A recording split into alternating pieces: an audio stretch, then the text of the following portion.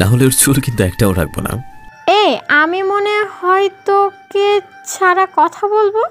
শোন, আমার সাথে লাগিস না, একদম ইনজেকশন দিয়ে দেব। এই তোদের টম জেরি ঝগড়া কি একটু থামবি? একটু সময় পেলেই মনে হয় ঝগড়া করতে পিছু পাহস না। আরও অনেক কথা বলে সবাই খাবার খেয়ে সেখান থেকে চলে যায়। এখন শুধু মা ছেলে বসেই গল্প করতেছে, মনের গহীনে জমে থাকা সকল কষ্ট নিয়ে। মা, আজকে অনেক সময় হলো আমি এসেছি, আমি এখন যাই, কি বলো? না হলে আবার দেরি হয়ে যাবে। আমি তোকে আমার বুক থেকে কোথাও যেতে দিব না, বুঝেছিস? মা, তুমি কিন্তু আবার সবকিছুই জানো, কোনো কিছু অজানা নয়, তবু তুমি এই কথা বলতেছো। যেতে দিতে পারি, তবে একটা শর্ত, যদি মানতে পারিস। শর্ত আবার কিসের এর মাঝে? মা, তুমি কিন্তু আমাকে আটকে রাখার চেষ্টা করতেছো। আমি তো তোকে যেতেই দিব না, আমার বুকেই তোকে আগলে রাখবো, আর হারাতে দিব না। মা, তুমি কিন্তু জানোই তোমার বৌমা কত রাগী, আমি দেরি করে গেলে না জানে কি করে বসে। ওই গাধা, সেই কথাই তো তোকে বলতেছি। জেরিন তোকে দেখতে পারে না, আজ থেকে তুইও একটু করে জেরিনকে ইগনোর করে চলবি, তারপর দেখবি ও এমনিতেই তোর জন্য পাগল হয়ে যাবে। আপনারা আবার এটা ভাবছেন যে এ আবার কেমন মা, ছেলেকে এসব বুদ্ধি দেয়? আসলে রাসেল আর রহিমা চৌধুরী একদম বন্ধুর মতো, তাই সব কথা শেয়ার করে। মা, তুমি যেটা বলতেছো সেটা করে কি লাভ? সে তো আমাকে তার স্বামী হিসেবে মানতেই পারে না, জেরিন এখন অন্য কাউকে ভালোবাসে। বাবা, তুই শুধু আমার কথা মতো কাজ কর, দেখবি সব ঠিক হয়ে যাবে, বুঝলি? আচ্ছা, এখন তাহলে জাগা, আমার বৌমাটা একা একা কষ্ট পাবে। রাসেল তারপর সেখান থেকে অনেকটা সময় হাঁটার পরে বাসায় চলে আসে। বাসায় এসেই দেখে জেরিন বাসায় নেই, হয়তো অফিসে আছে। এটা ভেবে রাসেল রান্না বন্ধ করে বসে থাকে, কিন্তু জেরিনের আসার কোনো নামগন্ধও নেই। এদিকে রাত হয়ে যায়, রাসেল আর কিছু ভাবতে পারতেছে না, তাই উপর মহলে ফোন করে জেরিনের লোকেশন জেনে নেয়। জেরিন এখন একটা নাইট ক্লাবে আছে। ছি জেরিন, ছি, শেষ পর্যন্ত নাইট ক্লাবে গেলে তোমার বিবিকে একটু বাঁধলো না, আর তোমাকে এসব করতে দিব না। এইসব ভাবতে ভাবতে রাসেল যেই নাইট ক্লাবে চলে আসে, কিন্তু এখানে কোথাও জেরিনকে দেখতে পায় না। কিন্তু কারো কথা শুনে বুঝতে পারে জেরিন কোথায় আছে। আপনাদের তো আবার কি এমন কথা শোনালো সেটা জানার আগ্রহ হচ্ছে, তাই না? তাহলে চলুন শুনে আসি। আমি আবার আপনাদের কষ্ট একদম দিতে পছন্দ করি না। জানিস নীলা, আমাদের শুভ আছে না, ও তো পুলিশ অফিসার জেরিনকে ভুলিয়ে ভালিয়ে পটিয়েছে। আজ তাকে ভোগ করার জন্যই এই পার্টির ব্যবস্থা করেছে। মদ খেয়ে আমাদের পুলিশ ম্যাডাম তো পুরোই মাতাল হয়ে গেছে, আর শুভ ওই রুমে নিয়ে গেল, বেচারি পুলিশ তো শেষ। রাসেল আর এক মুহূর্ত দেরি না করে সেখান থেকে চলে আসে। এসে দেখতে পায় দরজা বন্ধ, আর জেরিন শুধু বলতেছে, আমাকে বাসায় যেতে দে। এসব কি তুই কি করতেছিস? বেবি, দিব তো বাসায় যেতে, আগে তোমার ওই রূপের সুধা আমাকে একটু প্রাণ করতে দাও, তাহলেই তো হলো। দেখ, আমার সাথে কিন্তু অসভ্যতামি করবি না, আমাকে যেতে দে বলছি। উপরের কথাগুলো বলতে বলতে জেরিন অজ্ঞান হয়ে যায়। যা শালা, এ তো অজ্ঞান হয়ে গেল, তাই কি? আমি তো আমার কাজ করবই, এটাই সুযোগ, না হলে আর সুযোগ পাবো না। শালা আমার বউ, আমি কখনো তাকে মন দিয়ে দেখতে পারলাম না, আর হারামির বাচ্চা তুই দেখে দেখতে আস, তোকে দেখাচ্ছি তারা। বলেই সিআইডি অফিসার দয়ার মতো দরজা ভেঙে ভিতরে গিয়ে দেখতে পারে জেরিন বিছানায়, আর শুভ ওর শার্ট খুলতেছে। ব্রো, এভাবে একাই যদি তোমাকে ভোগ করো তাহলে আমাদের কি হবে? আমাদের কি একটু ইচ্ছা হয় না এদের টেস্ট করতে? আচ্ছা ভাই, তুই যখন এসেই পড়েছিস তাহলে তুই নে, আগে টেস্ট কর, আর এমনিতেই এমন মাতাল করেছি সেই মজা হবে। বস, শালা মাগে একদম ঝাক্কাস মাল, খেলে শুধু খেতেই মন চাইবে। শালা, আমার বউ নিয়ে এসব বাজে কথা বলিস, তারা ভিড় করছি তো টেস্ট করা। বলে উড়াধুরা মার শুরু করে দেয়, মারতে মারতে অজ্ঞান হওয়ার মতো অবস্থা করে ফেলে। ভাই, আমাকে ছেড়ে দে, আমি আর জীবনে কোনো মেয়ের দিকে কোন নজরে তাকাবো না, প্লিজ মাফ করে দে ভাই। রাসেল চিন্তা করে দেখলো এই সব তো জেরিন কিছুতেই বিশ্বাস করবে না, বরং ওকে দোষারোপ করবেই। তাই ভাবে শুভর থেকে জবানবন্দি নিয়ে ভিডিও করে রাখবে। সেটাই করে, পুলিশকে ফোন করে সবগুলোকে ধরে নিয়ে যেতে বলে। রাসেল জেরিনকে কোলে করে নিয়ে বাইরে চলে আসে। জেরিনের একটু হুঁশ ফিরেছে। আমাকে কোলে নিছো কেন? আমার না শীত করতেছে, জড়িয়ে ধরো। বোকা, তুমি কিছু বুঝো না। যদি জ্ঞান ফিরে জানতে পারো তুমি আমার কোলে, তাহলে আমার অবস্থা কি হবে সেটাই ভেবে পাচ্ছি না, তাহলে জড়িয়ে কিভাবে ধরবো? এইসব ভাবতে ভাবতে গাড়িতে করে বাসায় নিয়ে আসে। পুরো রাস্তায় জেরিন রাসেলকে নেশার ঘরে আবুল তাবুল বলে একদম জ্বালিয়ে মেরেছে। রাসেল রুমে এনে জেরিনকে ওর বিছানায় শুইয়ে দিয়ে উঠতে নিছে, কিন্তু উঠতে পারে না। জেরিন ওকে টান দিয়ে বুকের সাথে জড়িয়ে ধরে। কই যাও আমাকে একা রেখে? আমার না খুব ভয় করতেছে আর শীত করতেছে, আমাকে জড়িয়ে ধরো না। মাতাল অবস্থায় এসব আবল তাবল বলতেছে। এদিকে তো রাসেলের অবস্থা খারাপ। এরকম অবস্থায় কোনো পুরুষ তাকে নিয়ন্ত্রণ করতে পারবে না, হোক না সে মহাপুরুষ। এদের মাঝেও সেটাই হয়ে গেল। সকালে জেরিনের আগে রাসেলের ঘুম ভাঙে আর রাসেল উঠতে পারে। রাতের কথা ভেবে হাসি পাচ্ছে। সেই জেরিনের কপালে একটা ভালোবাসার পরশ দিয়ে ফ্রেশ হতে চলে যায়। এদিকে জেরিনের ঘুম ভেঙে যায়। সকালে জেরিনের ঘুম ভেঙে যায়। ঘুম ঘুম চোখে নিজের দিকে তাকেই অবাক, কেননা শরীরে তখন কোনো পোশাক ছিল না। একটু একটু করে রাতের কথা মনে পড়তে থাকে আর জেরিন চিৎকার করে ওঠে। জেরিন এত জোরে চিৎকার করেছে যে রাসেল শব্দ শুনে দৌড়ে ওয়াশরুম থেকে বেরিয়ে আসে। কি হয়েছে? এভাবে চিৎকার করছো কেন? মনে হয় তোমার চিৎকার শুনে এই শহরে প্রায় মানুষ ঘুম থেকে জাগ্রত হয়ে গেছে। জেরিন কিছু বলছে না, রাগে ফুলতাছে আর চোখের পানি মুছতেছে। কি হলো, কিছু বললে না? আমি বুঝতে পারবো কেমনে যে তোমার কি হয়েছে, বলো। জেরিন আর চুপ না থেকে ঠাস ঠাস করে রাসেলের গায়ে থাপ্পড় লাগিয়ে দেয়। রাসেল তো বোকা বনে যায়। এটা কি হলো ভেবে। আমার সাথে তুই কি করেছিস? আমার অসহায়তার সুযোগ নিয়ে এভাবে আমার সর্বনাশ করলি? একটি পারো ভাবলি না? আসলে তোদের মতো কাপুরুষরা তো এটাই করতে পারিস। রাসেল কাপুরুষ কথাটা শুনে আর কেন জানি চুপ থাকতে পারল না। সোজা জেরিনের গালে ঠাস ঠাস করে কয়েকটা থাপ্পড় লাগিয়ে দিয়ে, কি বলি তুই? আমি আমি কাপুরুষ? তোর অসহায়তার সুযোগ নিয়ে সদ্ব্যবহার করছে, তাই না? আরে যদি এটাই হতো তাহলে তোর নারীত্ব অনেক আগে ভোগ করতে পারতাম। আমার তোর উপর সম্পূর্ণ অধিকার থাকা সত্ত্বেও কখনো করিনি। কারণ কি জানিস, আমি চাই নাই তোর অনুমতি না পেয়ে তোর সাথে কিছু করতে। আর কাল রাতে তুই আমাকে বাধ্য করেছিস তোর প্রতি আকৃষ্ট হতে। এ দেখ। রাসেল জেরিনের হাতে ভিডিও করা মোবাইলটা দিয়ে রাগে নিচে চলে যায়। দেখলেন, রাসেল বলেছিল না এই ভিডিওটা ওর অনেক কাজে লাগবে। এখন ঠিকই কাজে লাগলো। রাসেল তো ঠিকই বলেছে, যদি ও সুযোগের সৎ ব্যবহার করত তাহলে অনেক আগেই পারত, কিন্তু কখনো তো সেটা করেনি। আজকে তাহলে কেন এসব করলো? না, আমার মাথায় কিছুই আসতেছে না। আর আমি তো কালকে ক্লাবে ছিলাম, তাহলে এখানে আসলাম কি করে? না, মাথাটা কেমন ঝিমঝিম করতেছে। এসব কিছু ভাবতে ভাবতে মোবাইলটা না দেখে জেরিন উঠে ফ্রেশ হতে চলে যায়। এদিকে রাসেল নিচে বসে ভাবতেছে, উনি যে কি ভেবেছে, নিজেই মদ খেয়ে মাতাল হয়ে পাগলামি করবে আর কেউ কিছু করলে সেটা তার দোষ, তাই না? ওর এসব আমি আর সহ্য করবো না। জেরিন ওয়াশরুম থেকে বের হতে খাটের উপরে একটা ফোন দেখতে পায়। ফোনটা দেখেই চমকে ওঠে, কেননা ফোন আসলো কিভাবে এখানে। তখনই মনে পড়ে এই ফোন তো রাসেল দিয়ে গেল। ওই ফোন কোথায় পেল? ওর তো কোনো ফোন নেই। আচ্ছা, সেটা পরে দেখা যাবে, আগে তো দেখি ফোনটা কেন দিল আর কি বা দেখতে বললো। জেরিন খাটে বসে আস্তে করে ফোনটা পাওয়ার বাটন চাপ দিয়ে অন করার চেষ্টা করে, কিন্তু কিছুতেই ফোনটা ওপেন করতে পারে না, কারণ ফোনে লক করা। এই রে, এটা তো লক করা, এখন পাসওয়ার্ড পাবো কিভাবে? তখন হয়তো পাসওয়ার্ড খুলেই দিছিল। না, আগে ওর কাছে শুনে আসি। জেরিন নিচে চলে আসে আর দেখতে পায় রাসেল সোফায় বসে আছে, আনমনে কিছু একটা ভাবতেছে। ওই, তোর তো কোনো ফোন নেই, তাহলে এই ফোন কোথায় পেলি? আর তুই ফোনের কি বুঝিস? এই যে খুঁজে খুঁজে আসল জায়গায় তীরটা মারছে। এখন কি বলি মনে মনে? না, আসলে কি হয়েছে, আমি এই ফোনটা নিতে চাইনি। আব্বু আম্মু জোর করে দিয়েছে যেন তার আমার সাথে কথা বলতে পারে। আমি তো কিছু বুঝি না এটার, একটু বোকা সেজে কথাগুলো বললাম। ও তাই? আচ্ছা, এর পাসওয়ার্ড বল দেখি কেমন আছে, যেটা দেখলে আমি বুঝতে পারবো তুই সুপুরুষ। I love you. রাসেলের কথা শুনে জেরিনের অনেক রাগ ওঠে। কি বলছে, এই সময়ে মজা করতেছে? এই, তুই কি পাগল হয়েছিস? এই সময় আই লাভ ইউ বলতেছিস? একদম মেরে বালে চাপা দিয়ে দেব। তোকে আই লাভ ইউ বলতে আমার বইয়ে গেছে। ওইটা আমার ফোনের পাসওয়ার্ড। কি পাসওয়ার্ড মাইরি?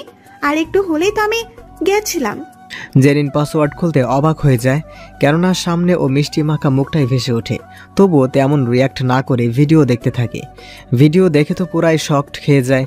শুভ তার সাথে এটা করতে পারলো? কি মাথা নষ্ট হলো কেন? মদ খেয়ে পরপুরুষের সাথে ফষ্টি করলে কিছুই না। না শুভ, এটা আমার সাথে করতে পারে না। ওকে আমি খুব ভালো মনে করেছিলাম।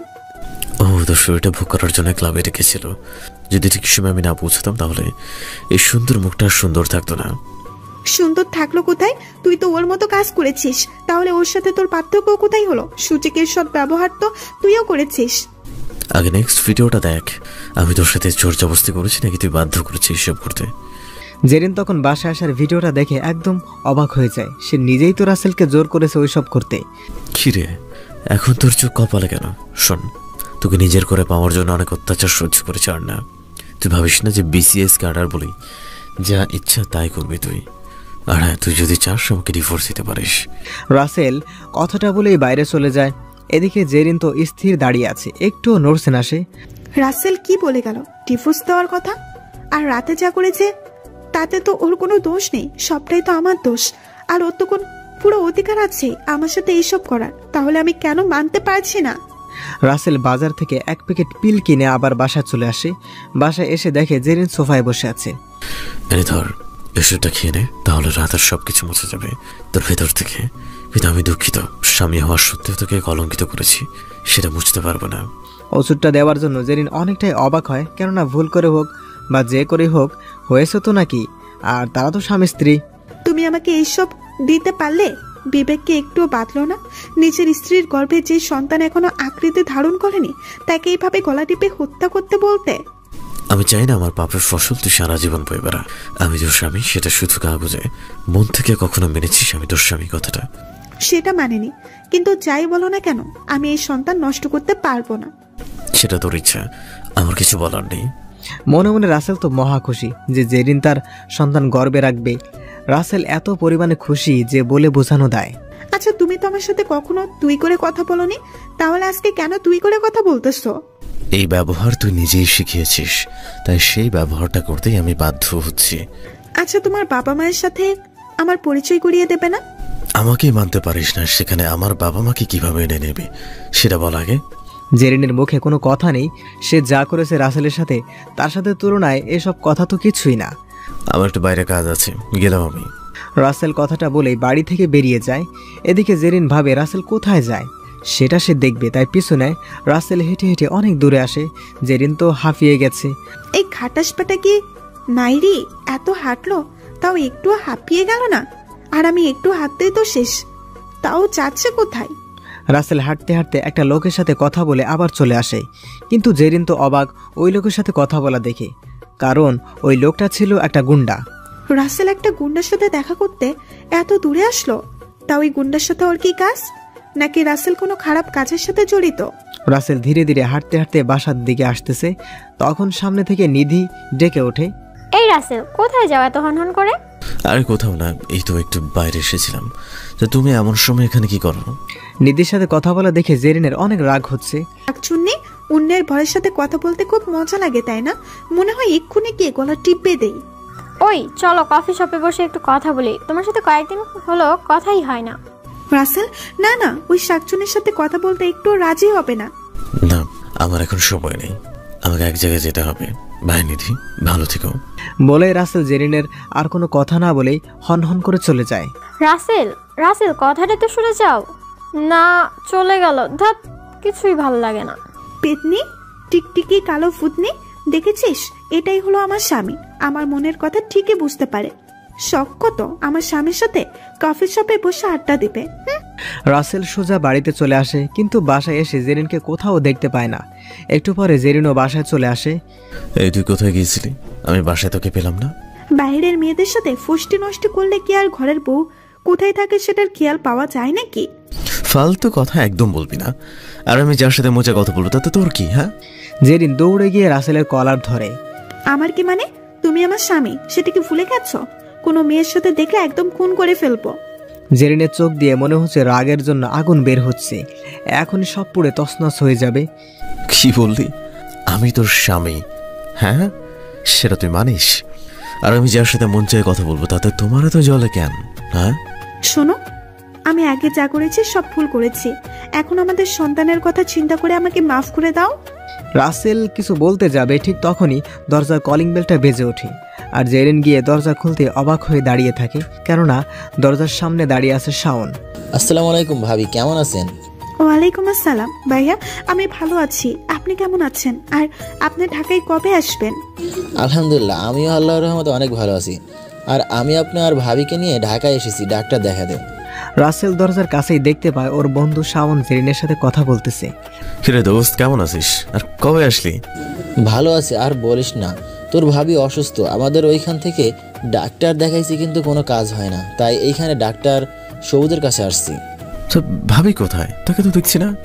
আর বলিস না দোস্ত, হাসপাতালে এসে পড়েছি ইয়া বড় একটা লম্বা সিরিয়ালে। আর তোদের বাসার ঠিকানা তো আমাকে বলেছিলি, তাই হাসপাতালে তোর ভাবিকে রেখে আমি আসলাম তোদের সাথে একটু দেখা করতে। ও আচ্ছা ভাই, আপনি আগে ভেতরে আসেন, বসে তারপর সব কথা বলবেন, কেমন? আরে কি মেয়েটা আমার সাথে কত খারাপ আচরণ করে, অথচ আমার বন্ধুদের সাথে কত ভালো ব্যবহার করতেছে। আসলে এই মেয়ের মনে যে কখন কি চলে সেটা বোঝা বড় দায়। না ভাবি, আমি এসেছিলাম দেখা করতে, আর দেখা তো হলোই, আর ওখানে আপনার ভাবি আবার চিন্তা করবে। ভাইয়া, আপনি আমাদের বাসায় এসেছেন আর আমি আপনাকে না খেয়ে যেতে দেব? এটা কিভাবে হয়? অনেক জোরাজুরি করার পর শাওন ভিতরে এসে খাবার খেয়ে নেয়। আচ্ছা দোস্ত, গ্রামের সবাই কেমন আছে? সবাই অনেক ভালো আছে, সবাই শুধু তোর কথা অনেক বলে, একবার গিয়ে একটু ঘুরে আসলেই তো পারিস। যাবো কিছুদিন পরে, তোর ভাবিকে সাথে নিয়ে ঘুরে আসবো। শাওন জেরিনের কথা বলার ধরন দেখে রাসেলকে কানে কানে বলে, আচ্ছা দোস্ত, ভাবি এত ভালো ব্যবহার করতেছে, তাহলে কি তোর সাথে সব ঠিক হয়েছে নাকি? সে কপাল কি আমার আছে বল, তবে আগের থেকে এখন একটু ভালো ব্যবহার করে। এই, তোমরা কি ফুসুর ফুসুর করতেছো শুনি? না তো, কিছু বলছি না, এই একটু এমনি কথা বললাম। আচ্ছা জেরিন, আমি শাওনকে একটু আগিয়ে দিয়ে আসি। যাও, আর শোনো, ভাবির জন্য খাবার নিয়ে যাও, কেমন? ভাবি, এটার কি দরকার বলেন? এমন কি অনেক করলেন আমার জন্য। ভাই, আমরা আপনাদের উপকারে আসতে পারলে নিজেদেরকে ধন্য মনে করব। তারপর আরও অনেক কথা বলে শাওন ও রাসেল খাবার নিয়ে বেরিয়ে যায় হাসপাতালের উদ্দেশ্যে একটা রিক্সা নিয়ে। রাসেল, ভাবি পুলিশ হয়ে গিয়ে তোর সাথে খারাপ ব্যবহার করে? আগে অনেক খারাপ ব্যবহার করতো, কিন্তু কিছুদিন হলো তেমন খারাপ ব্যবহার করে না। কিন্তু আমি আগের মতো আর ওর পেছনে থাকি না। কি লাভ মিথ্যে মায়া বাড়িয়ে। সেটা ঠিক বলেছিস, তবে আমার মনে হয় ভাবি এখন আগে থেকে অনেকটাই পাল্টে গেছে, তা না হলে এত ভালো ব্যবহার করতো না। এইসব কথা বাদ দে, আর নাম, হাসপাতাল চলে এসেছি। তারপর দুই বন্ধু রিক্সা থেকে নেমে ভাড়া মিটিয়ে হাসপাতালের দিকে চলে যায়। ভাবি কেমন আছেন? কেমন থাকি বলেন ভাই, এই রোগবালাই নিয়ে বেঁচে আছি কোনো রকম। তা আপনি ভাবি কেমন আছেন? জি ভালো, আর চিন্তা করবেন না, সব ঠিক হয়ে যাবে। আল্লাহর উপর ভরসা রাখুন। আর কয়েকজন পরে সিরিয়াল। আরও নাকি 20 জন আছে। অনেক করে বললাম আমরা দূর থেকে এসেছি, আমাদের একটু আগে দেখতে, কিন্তু কেউ আমার কথা শুনলো না। আচ্ছা দাঁড়ান, আমি দেখছি কি করা যায়। আপনি এখানে বসুন, আর শাওন আমার সাথে। কোথায় যাব এখন আবার? আমার পিছু পিছায়, তারপর দেখ কোথায় যায়। তারপর রাসেল সোজা সবুজের রুমে ঢুকে পড়ে। কেউ বাধা দিল না, কারণ সবাই তো ওকে চেনেই। কিরে রাসেল, তুই এখানে আর হঠাৎ কি মনে করে আসলি সেটা কি জানতে পারি? চাচ্ছ আমি কিন্তু বাবাকে বলে তোমার ডাক্তারি বন্ধ করে দেব। কেন? আমি আবার কি করলাম সেটা আগে বল। এদিকে এদের কথা শুনে শাওন কিছুই বুঝতে পারছে না, সব যেন মাথার উপর দিয়েই যাচ্ছে। আমার বন্ধু গ্রাম থেকে তার স্ত্রীকে নিয়ে এসেছে, তুমি এখনো তাকে বাইরে রাখছো, কোন সমস্যা? হ্যাঁ দেখ বাবা, সবকিছু কি নিয়ম কানুন মেনেই করতে হবে, তাই না? আমি এত নিয়ম কানুন মানতে পারবো না। তুমি এখন ভাবিকে দেখবা, শেষ কথা। না দেখে কি কোনো উপায় আছে নাকি? তুই কি আর আমার কথা শুনবি নাকি? তারপর শাওনের স্ত্রীকে দেখে সব পরীক্ষা নিরীক্ষার কাজ শেষ করে। এমন কোনো সমস্যা নেই, শুধু ওষুধ খেলে ঠিক হয়ে যাবে। আচ্ছা দোস্ত, ডাক্তার সাহেবকে তুই কিভাবে চিনলি সেটা তো বুঝতে পারতেছি না। আরে ইয়ার, তোকে তো বলতে ভুলে গেছি, আমি ওর বাবা মাকে পেয়েছি, আর ডাক্তার হলো আমার চাচা। কি বলিস এইসব? রাসেল তারপর সবকিছু খুলে বলে, যেটা শুনে শাওন অনেকটাই খুশি হয় যে রাসেলের কষ্ট একটু হলেও কমবে। দোস্ত, ভাগ্যের কি নির্মম পরিহাস, তাই না? দেশের নামকরা বিজনেসম্যানের একমাত্র ছেলে হয়েও তাকে মানুষ হতে হয়েছে রাখালের ঘরে এতিম হয়ে। দোস্ত, কিন্তু তুই এটা কাউকে বলিস না প্লিজ। জেরিন এখন এই কথাটা জানে না, আমি জানাতে চাই না। এরপর আরও কোনো কথা না বলে শাওনরা চলে যায়, আর রাসেল বাইরে কিছু কাজ করে বাসায় চলে আসে। আর বাসায় এসেই রাসেল তো অবাক, কেননা জেরিন রান্না করতেছে। বারে আবার রান্না শিখলো কবে থেকে সেটাই তো বুঝলাম না। দেখি একটু রহস্যটা শুনে আসি। রাসেল ধীরে ধীরে রান্নাঘরের দিকে আসতে থাকে, আর খাবারের গন্ধে ততই মুগ্ধ হচ্ছে। খুব সুন্দর গন্ধ আসতেছে, মনে হয় খাবার খুব টেস্ট হবে। বউ আমার মনে হয় পাক্কা রাঁধুনি হয়েছে। কি ব্যাপার ম্যাডাম, প্লিজ আজকে রান্নাঘরে। ও তুমি? আমি একটু রান্না করতেছিলাম, তোমার তো অনেক কষ্ট হয় রান্না করতে, তাই ভাবলাম আজকের রান্নাটা আমি করি। ক্যা বাত হ্যাঁ, আজকে রান্না বান্না করতেছো তো কাজের মেয়ে মনে হবে না তোমাকে? বলো। কাজের লোক মনে হবে কেন? আমি তো তোমার বউ, আর বউদের সংসারের কাজ করতেই হবে, এটাই তো আমাদের সমাজের নিয়ম।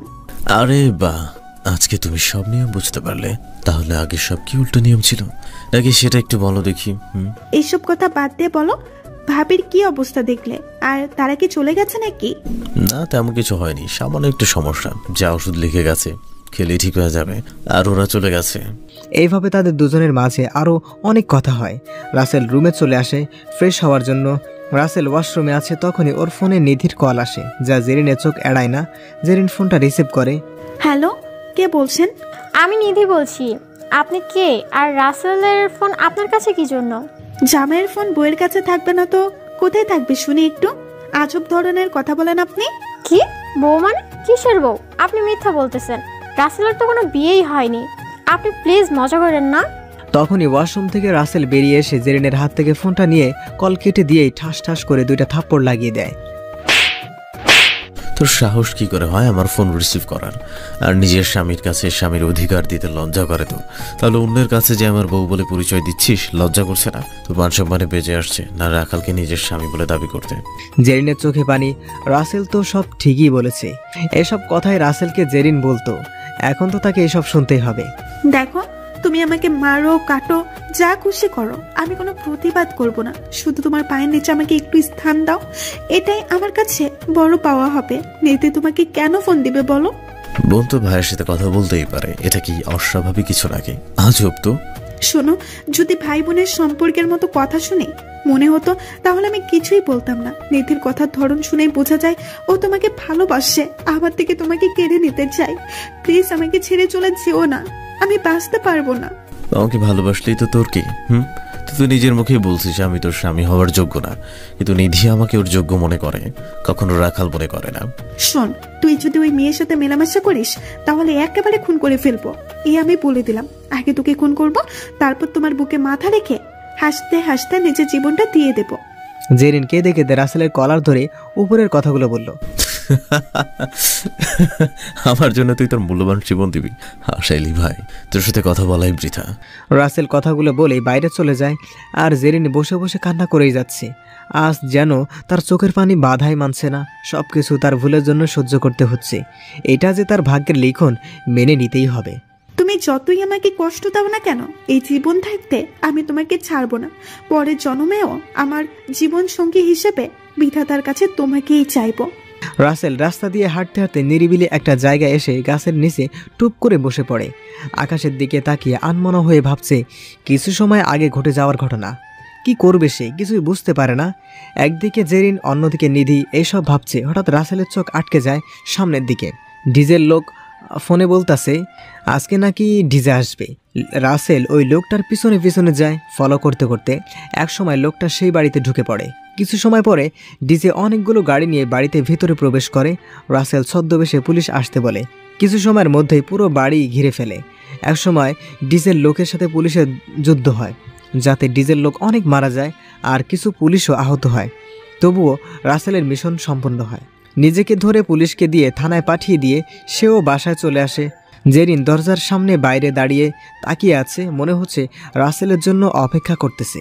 কি ব্যাপার ম্যাডাম, এখন এখানে দাঁড়িয়ে আছেন যে? তোমার জন্য অপেক্ষা করতেছিলাম। যাও গিয়ে হাত মুখ ধুয়ে আসো, আমি খাবার রেডি করতেছি। রাসেল কিছু না বলে ওয়াশরুমে চলে যায় ফ্রেশ হতে। আর তখনই জেরিনের ফোনে একটা কল আসে। আর কলটা রিসিভ করার পরে ওই পাশ থেকে যা বলে সেটা শুনে জেরিন তো অনেকটাই অবাক হয়ে যায়, কেননা ডিজেকে ধরার খবরটাই জেরিন শুনতে পায়। কিন্তু যেই অফিসার ধরেছে তাকে নাকি এখনো কেউ দেখতে পারেনি। এদিকে রাসেল চলে আসে। কি ব্যাপার, এত খুশি খুশি লাগার কারণটা কি একটু জানতে পারি? তুমি শুনেছ তোমাকে যে সন্ত্রাসী ডিজেকে ধরার আদেশ দিচ্ছিল তাকে ওই থানার এক অফিসার ধরেছে সারা মিডিয়া জগতে। তারপর শুরু হয়ে গেছে। সে কথা শুনে এত খুশি, আর যদি জানতে সে মানুষটাই আমি তাহলে তো মাটিতে পা পর্যন্ত রাখতে না। তাই তো বলি এত হাসি খুশি হবার কারণ কি? আচ্ছা, সে অফিসারটা মনে হয় অনেক সাহসী, তাই না? সেটা তো মানতেই হবে, কারণ যাকে এত বছর হলে কেউ ধরতে পারছে না আর ওই অফিসার ধরেছে। সাহস না থাকলে কি আর সম্ভব হতো নাকি? কিন্তু আফসোস ওই অফিসারকে আজ পর্যন্ত কেউ দেখতে পায়নি, জানে না কেন। তবে আমি শুনেছি ওই অফিসারের বাড়িও আমাদের সিরাজগঞ্জ জেলাতেই। ওরে বাবা, এটা তো খুব ভালো খবর। এক জেলায় নাম করা দুজন পুলিশ, তাও আবার বিসিএস ক্যাডার। রাসেল বিসিএস বলার কারণে জেরিন একটু অবাক হয়ে যায় আর রাসেলকে উদ্দেশ্য করে বলে, আচ্ছা, আমি তো একটি বারের জন্যও বলিনি সেই অফিসার বিসিএস ক্যাডার। তাহলে তুমি কিভাবে জানলে সে বিসিএস ক্যাডার? এই রে, থেকে কি বলে ফেললাম? এখন বুঝি ধরা পড়তে গিয়ে হয় মনে মনে। আরে তুমি সব কি বলো? হ্যাঁ, যাকে নিয়ে মিডিয়া জগতে ঝড় হচ্ছে তার সম্পর্কে এটা জানা কি বড় ব্যাপার নাকি? সেটাও তো কথা।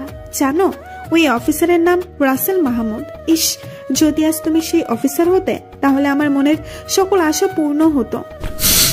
নাম এক হলে কি মানুষ এক হয় নাকি? হ্যাঁ, আর একটা রাখালকে নিয়ে স্বপ্ন দেখা আর পেঁপে গাছ দিয়ে ফার্নিচার বানানো একই কথা। হয়েছে, এত কথায় কথায় যুক্তি দেখাতে হবে না। আসো খেতে বসো। তারপর রাসেল এসে খেতে বসে। খুব আদরের সাথে জেরিন খাবারগুলো পরিবেশন করছে রাসেলের প্লেটে। রাসেলের ও ভালোই লাগছে। জেরিন তাকে আজ আপন ভাবতে শুরু করেছে। খাবারের টেস্টটা কেমন হলো সেটা বলা মুশকিল, কিন্তু খাবারের গন্ধটা অস্থির। রাসেল খুশি মনে খাবার মুখে দিয়ে মুখ আর নাড়ায় না। এত পরিমাণ লবণ আর মরিচ দিয়েছে যে কান দিয়ে ধোঁয়া বের হচ্ছে। এই এটা তুই কি রান্না করছিস? আমার কান দিয়ে তো ধোঁয়া বেরোচ্ছে। কি বলো? আমি কত ভালোবাসা দিয়ে তোমার জন্য কষ্ট করে খাবার বানিয়েছি, যদিও রান্না ভালো করতে পারিনি। চুপ, তোর খাবার তুই খা। আমি বরং নিধির কাছে গিয়ে খাবার খেয়ে আসি। অনেক সুন্দর করে রান্না করতে পারে নিধি। নিধি কথা শুনেই জেরিনের মনটা ছোট হয়ে যায়। শুধু নিধি কেন, এই পৃথিবীর সকল মেয়েই তার আপনজনের মুখে কোনো মেয়ের কথা শুনলে এমন করে। তুমি ওই মেয়ের কাছে যাবে না, তোমার পায়ে পড়ি প্লিজ। আমি তোমাকে ছাড়া একটা মুহূর্তও ভাবতে পারি না, যেটা আগে কখনো অনুভব করতে পারিনি। রাসেল রাগ সামলাতে না পেরে ঠাস ঠাস করে থাপড় লাগিয়ে দেয়। তোর সাহস কি করে হয় আমার শরীর স্পর্শ করার? হ্যাঁ, আর হঠাৎ করে এখন এত ভালোবাসা থেকে আসলো?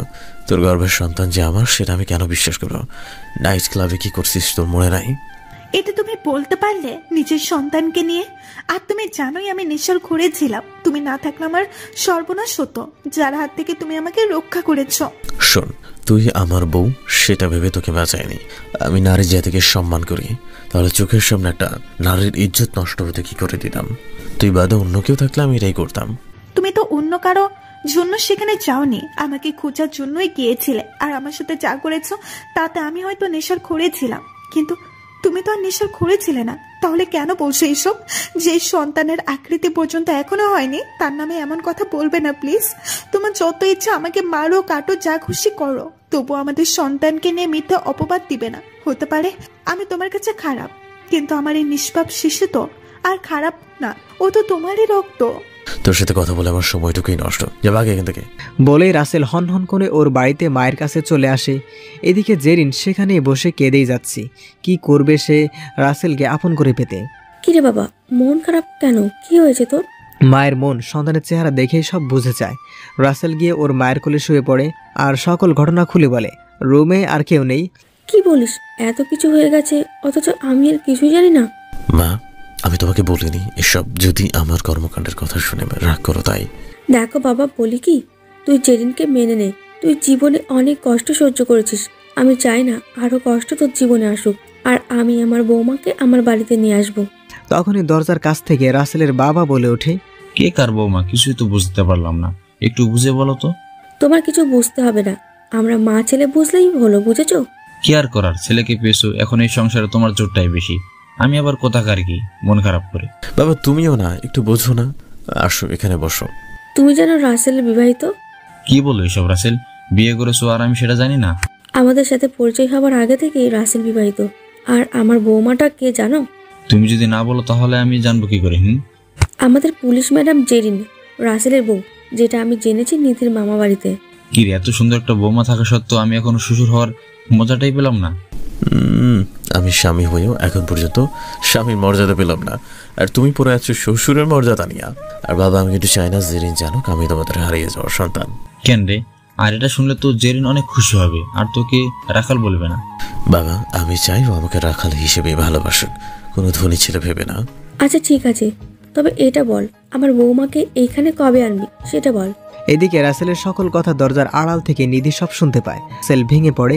জীবনে এই প্রথম কাউকে সে ভালোবাসে, আর সেটাও অন্য কারো মনের মানুষকে। আচ্ছা, আমি একদিন নিয়ে আসবো, তবে তোমরা কিন্তু কিছুই বলবে না। ও শুধু জানে তোমরা আমাকে ছেলে বানিয়েছো। আচ্ছা বাবা, ঠিক আছে। আর শোন, আমি অফিস করতে পারবো না, তোর জিনিস তুই বুঝে নে, আমি রেস্ট নিতে চাই। বাবা, তোর জিনিস তুমি রাখো, আমার জিনিস শুধু তুমি আর মা, বুঝলে? রহিমা চৌধুরীর চোখে পানি। সত্যি এমন কোনো কথা কোনো ছেলেই আজকাল বলে না, কারণ সবাই অর্থের পূজারী, আর বাবা মাকে বানিয়ে দেয় বৃদ্ধাশ্রমের যাত্রী। রহিমা চৌধুরী রাসেলকে জড়িয়ে ধরে কান্না করে দেয়। বা এখন তাহলে আমি আসি, আমাকে এক জায়গায় যেতে হবে। আচ্ছা বাবা, দেখে শুনে যাস, আর বৌমার খেয়াল রাখিস, তাকে যেন কোনো কষ্ট দিস না, তাহলে তোর খবর আছে, এই আমি বলে দিলুম। বৌমার প্রতি কত দরদ, আর ছেলের প্রতি একটুও নেই।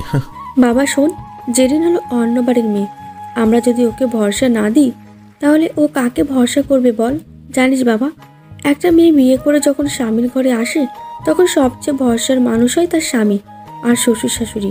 শ্বশুর শাশুড়ি যদি ভালো না হয় তাহলে তার মতো দুঃখী নারী এই পৃথিবীতে হয় না। রাসেল আর কিছু না বলেই চলে আসে সোজা ওর স্যারের কাছে। আসসালামু আলাইকুম স্যার, কেমন আছেন? ওয়ালাইকুম আসসালাম। আরে রাসেল সাহেব যে, আমি ভালো আছি, আপনি কেমন আছেন? জি আলহামদুলিল্লাহ স্যার, আপনাদের দোয়া আর আল্লাহর রহমতে অনেক ভালো আছি। এই যে কাজ তো এত বছর হলো কেউ করতে পারেনি, সেটা আপনি করেছেন, এর জন্য সরকার আপনাকে অনেক কিছু উপহার হিসেবে দিবে। স্যার আপনি আমাকে সাহায্য করেছেন বলে আমি কিন্তু কাজটা করতে পেরেছি। সেটা তো আমার কর্তব্য ছিল। তা রাসেল সাহেব, আপনি এত বড় পুলিশ অফিসার হয়েও এইভাবে গা ঢাকা দিয়ে আছেন কি জন্য? স্যার আপনার এই প্রশ্নের উত্তর আমি পরে দিব, আজকে তাহলে আসি স্যার, আসসালামু আলাইকুম। রাসেল সোজা বাসায় চলে আসার জন্য রাস্তা দিয়ে হাঁটতে থাকে। কিছু পথ আসতেই দেখতে পায় একটা ছেলে একটা মহিলার গলা থেকে চেন ছিনতাই করে দৌড়াতে থাকে, আর রাসেল ধরে ফেলে। কথাবার্তা বলার পর বুঝতে পারে ছেলেটা প্রফেশনাল কোনো ছিনতাইকারী না, বরং মায়ের জন্য ওষুধ কেনার টাকা নেই বলেই এটা করতে বাধ্য হয়েছে। অনেকের থেকে টাকা চেয়েছে, কেউ দেয়নি। রাসেল তাই ওই ছেলেকে কিছু টাকা হাতে দিয়ে কিছু জিনিস কিনে দেয়, যা বিক্রি করে সংসার চালাতে পারবে। রাসেলের এই ঘটনা কেউ একজন দূর থেকে লক্ষ্য করতেছিল। তার এই ঘটনা দেখে খুব ভালো লাগে, রাসেলের প্রতি বিশ্বাসটা আরও বেড়ে যায়। সেই লুকিয়ে থাকা ব্যক্তিটা হলো জেরিন। আপনাদের মনে তো আবার অবশ্যই প্রশ্নের জন্ম নিচ্ছে ধীরে ধীরে, তাই না? এটা ভেবে যে এই সময় জেরিন এখানে কিভাবে আসলো, চলেন এই প্রশ্নের উত্তরটি শুনে নেই। আসলে রাসেল বাসা থেকে বেরিয়ে যাওয়ার সময় জেরিন একটা জরুরি কাজে থানায় আসে, আর সেখান থেকে বাসায় ফেরার পথে রাসেলের এই ঘটনাটা লক্ষ্য করে, যেটা দেখে জেরিন অনেকটাই মুগ্ধ হয়। রাসেল ওই ছেলেটার কাছ থেকে বাসায় চলে আসে। এদিকে জেরিন রাসেলের আগেই এসেছে। সে কখন বাসা থেকে বেরিয়েছো আর এখন আসার সময় হলো? জানো, বাসায় আমার একা থাকতে অনেক কষ্ট হচ্ছিল। কথাটা বলতে বলতে জেরিনের মাথা ঘুরে ফ্লোরে পড়ে যায়। রাসেল অবাক হয়ে দৌড়ে জেরিনের কাছে আসে। এই জেরিন, তোমার আবার কি হলো? এভাবে পড়ে গেল কেন? সারাদিন খাবার খাওনি নাকি? কিন্তু জেরিন কোনো কথাই বলছে না দেখে রাসেল দ্রুত একটা কাছের হাসপাতালে নিয়ে যায়, আর রহিমা চৌধুরীকে ফোন করে আসতে বলে। হাসপাতালে আসতেই ডাক্তার জেরিনকে নিয়ে যায়। পরীক্ষা করে দেখতে পায় জেরিনের তেমন কিছুই হয়নি, প্রেগনেন্ট থাকার কারণে এমনটা হয়েছে। তার উপরে শরীরটাও খুবই দুর্বল। রাসেল আর জেরিন প্রেগনেন্টের কথা তো আগে থেকে জানে, তাই আর কোনো চিন্তা করলো না, বরং খুশি হলো। এদিকে রহিমা চৌধুরীও চলে আসে। রাসেল কি হয়েছে জেরিন? এভাবে হঠাৎ মাথা ঘুরে পড়ে গেল কেন? মা তেমন কিছু হয়নি, জেরিন তো প্রেগনেন্ট আর না খেয়ে থাকার কারণে মাথা ঘুরে পড়ে গিয়েছিল। ডাক্তার কিছু ওষুধ লিখে দিয়েছে, এগুলো খেলে সব ঠিক হয়ে যাবে। জেরিন রহিমা চৌধুরীর পায়ে ধরে সালাম করে, যেটা দেখে রহিমা চৌধুরী অনেকটাই খুশি হয়। মা, তোমার জায়গা পায় না আমার বুকে। আর শোনো, আমার বংশের প্রদীপের যেন কোনো ক্ষতি না হয়, তুমি নিজের যত্ন নেবে, মনে থাকবে তো আমার কথা? আম্মা, আপনার কথা আমি অবশ্যই মনে রাখবো। আর যদি আমার শাশুড়ি থাকতো তাহলে হয়তো আপনার মতোই অনেকটা খুশি হতো। এই কথা শুনে রহিমা চৌধুরী রাসেলের মুখের দিকে তাকিয়ে আছে। কিছু বলবে, কিন্তু রাসেল তো আগেই মানা করেছে, তাই আর বলা হয় না রহিমা চৌধুরীর মনের কথাটা। মা আমরা তাহলে যাই, কেমন? আমি বলি কি, এখন জেরিনকে নিয়ে আমাদের বাসায় চল, রাত হয়ে এসেছে। তোর বাসা তো ভালোই দূরে, আবার রান্না করাটাও ঝামেলা। না মা, সেটার কোনো দরকার নাই। আমি বলেছি সেটা কর, বুঝলি? এত বেশি কথা বলস কেন? জানোস না মুরব্বীরা যা বলে তার সন্তানের ভালোর জন্যই বলে। রাসেল আর বেশি কিছু না বলে মায়ের গাড়িতে করে বাড়িতে চলে আসে। জেরিন এত বাড়াবাড়ি দেখে অনেকটাই অবাক হয়। আম্মা, এত বড় বাড়ি আপনাদের, খুব সুন্দর করে সাজানো বাড়িটা। আরে মা, এটা তো কিছুই না, এইরকম আরো অনেক বাড়ি আছে আমাদের, দেশের বাইরে ও অনেকগুলো বাড়ি আছে। ও, আপনারা তাহলে তো অনেক ধনী পরিবার। আচ্ছা আম্মা, আপনাদের কোনো ছেলে সন্তান নেই? জেরিন, এসব এখন জানা কি তোমার খুব জরুরি? হ্যাঁ, এমনিতে মায়ের মন খারাপ দেখছো না?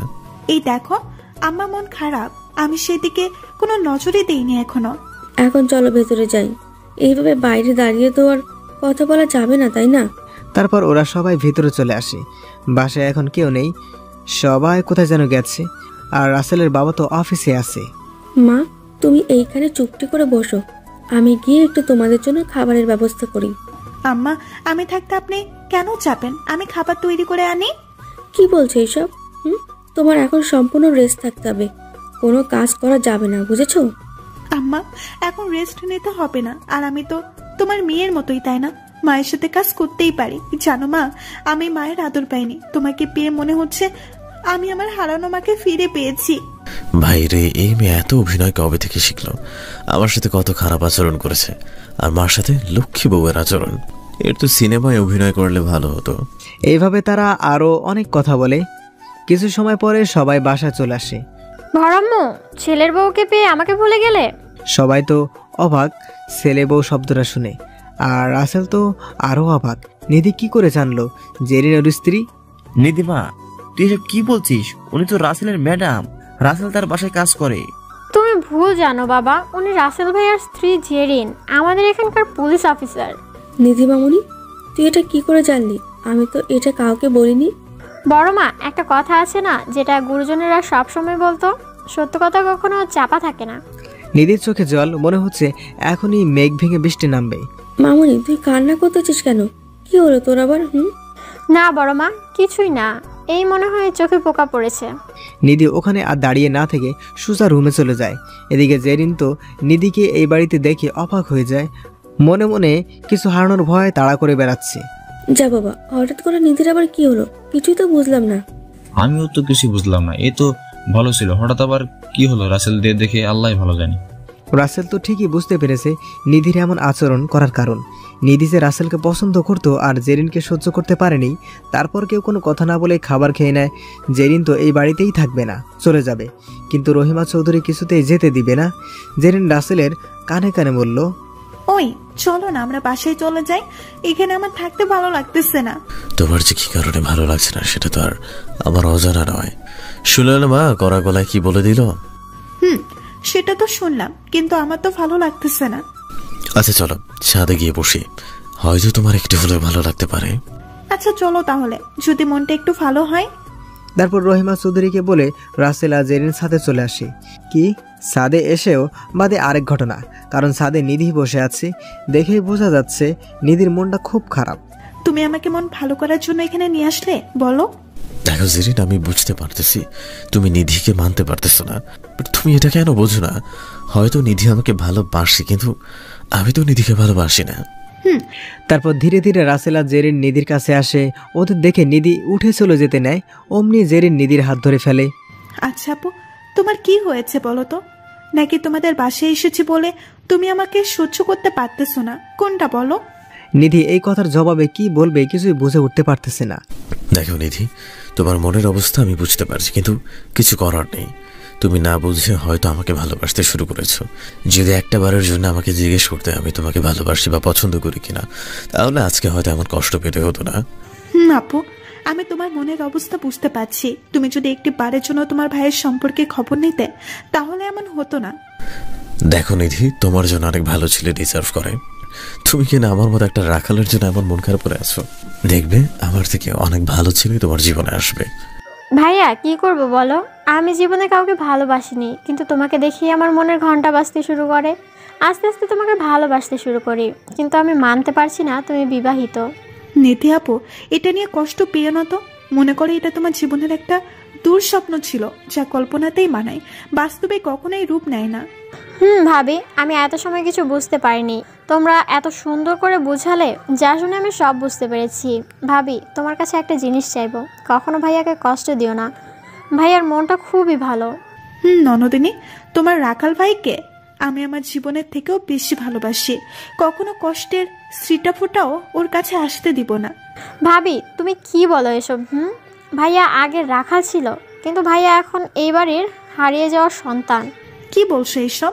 তাহলে আম্মা আব্বা আমার আসল শ্বশুর শাশুড়ি? বড় আম্মু আর বড় আব্বু তোমার আসল শাশুড় শাশুড়ি। কিন্তু তোমার ভাই এটা আমাকে কখনো বলে নাই। যাও, তোমার ভাইয়ের সাথে আমার কোনো কথা নেই। এত বড় একটা আনন্দময় কথা আমার থেকে লুকিয়েছে।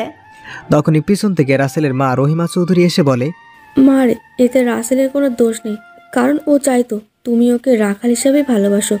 ধনী ছেলে এটা জেনে না। জেরিন রহিমা চৌধুরীকে জড়িয়ে ধরে কান্না করে দেয়।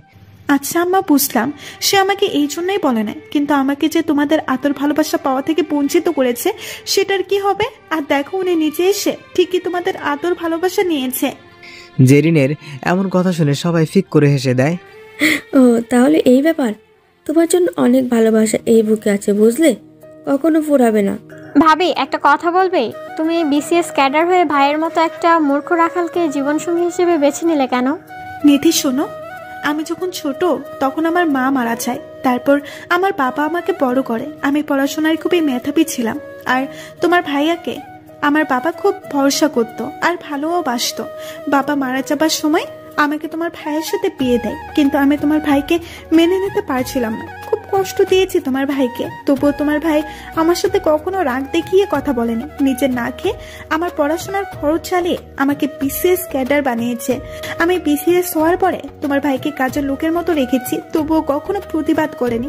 আজ আমি তোমার ভাইয়ের মতো এত ভালো মনের একটা মানুষকে জীবনসঙ্গী হিসেবে পেয়ে নিজেকে পৃথিবীর সবচেয়ে ভাগ্যবতী মেয়ে মনে করি। ভাবি, তুমি যেটা করেছো সেটা হয়তো আমি থাকলেও করতাম, কারণ কোনো শিক্ষিত মেয়ে চাইবে না এমন রাখালের মতো মূর্খ জামাই। মা দেখছো এরা দুজন আমাকে নিয়ে কত কি বলতেছে, তুমি কিন্তু কিছুই বলতেছো না। হয়েছে অনেক, আর এসব কথা শুনলাম। আমার ছেলের জীবনে এমন কোনোদিন হয়তো যায়নি যেটাই কষ্ট করতে হয়নি। মাগো, যখন জানতে পারবে তোমার এই রাখাল ছেলেটাই আজকে সমাজের সবার মুখে মুখে যে পুলিশ অফিসারকে নিয়ে কথা বলে, সে কথা তোমার ছেলে তখন নিজেকে গর্বিত মনে করবে। জানো মা, তোমার ছেলে গরিব হলে কি হবে, কিন্তু তার মনটা না খুবই বড় মাপের ছিল। কাউকে টাকা দিয়ে হয়তো সাহায্য করার ক্ষমতা ছিল না, তবে কথা বা কাজ দিয়ে ঠিকই সাহায্য করতো সব সময়, যার জন্য আমাদের গ্রামের সবাই ওকে নিজের সন্তানের থেকে বেশি ভালোবাসতো। দেখতে হবে না ছেলেটাকার, রহিমা চৌধুরী ও রায়ান চৌধুরী একমাত্র ছেলেও, ওর শরীরেও যে উপকারী মানুষের রক্ত বইছে, বুঝলে বৌমা? বুঝেছি আম্মা। তাই যদি না হতো তাহলে কি আর নিধি আপুর ভাই অমর ন্যায়পরায়ণ হতো নাকি? ভাবি, তুমি কিন্তু একদম আমাকে আপু বলবে না, আমি ভাইয়ার ছোট না বলো। তুমি আমাকে আদর করে নিধি বলে ডাকবে, আবার হবু ডাক্তার নিয়ে বলেও ডাকতে পারো। আচ্ছা, নিধি বলেই ডাকবো, কেমন? এখন খুশি তো নাকি? খুশি কি করে থাকবো বলো? আমার খুশির কারণটা যে তুমি অনেক আগেই নিজের নামে দলিল করে নিয়েছো।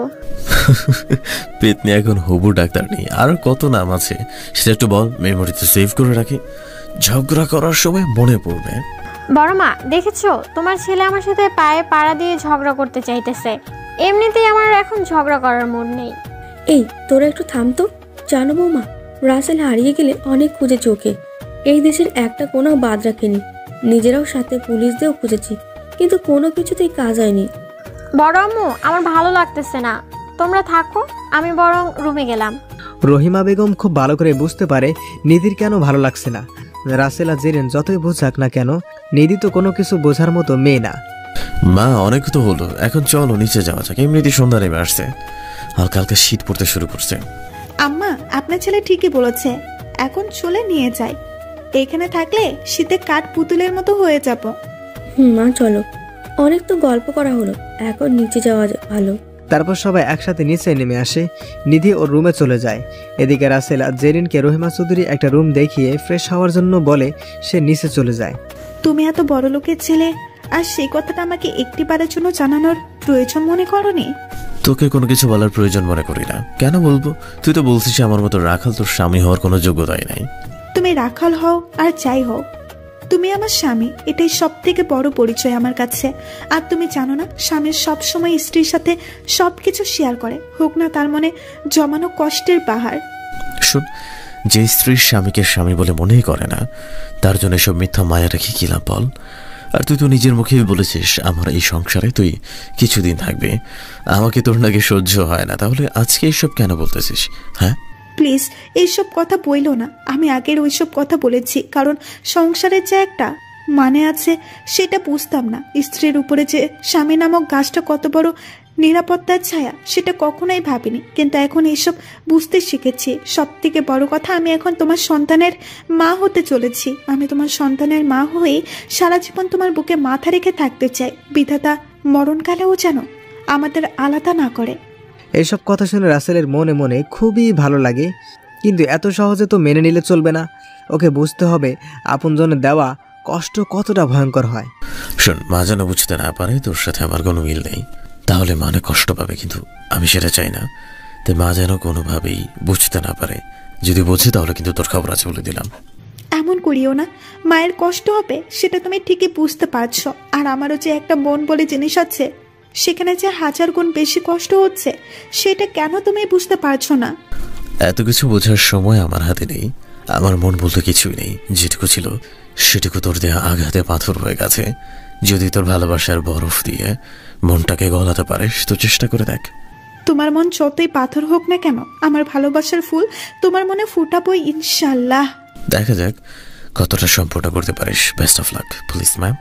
এখন দয়া করে এইসব কথা বন্ধ কর, আমার মাথা ধরিয়ে ফেলছিস। তুই কি মায়েরই বিরতিহীন রেডিওর মতো বাঁচতেই আছিস, যে বাঁচতেই আছিস, বন্ধ হবার কোনো নামই নিচ্ছিস না?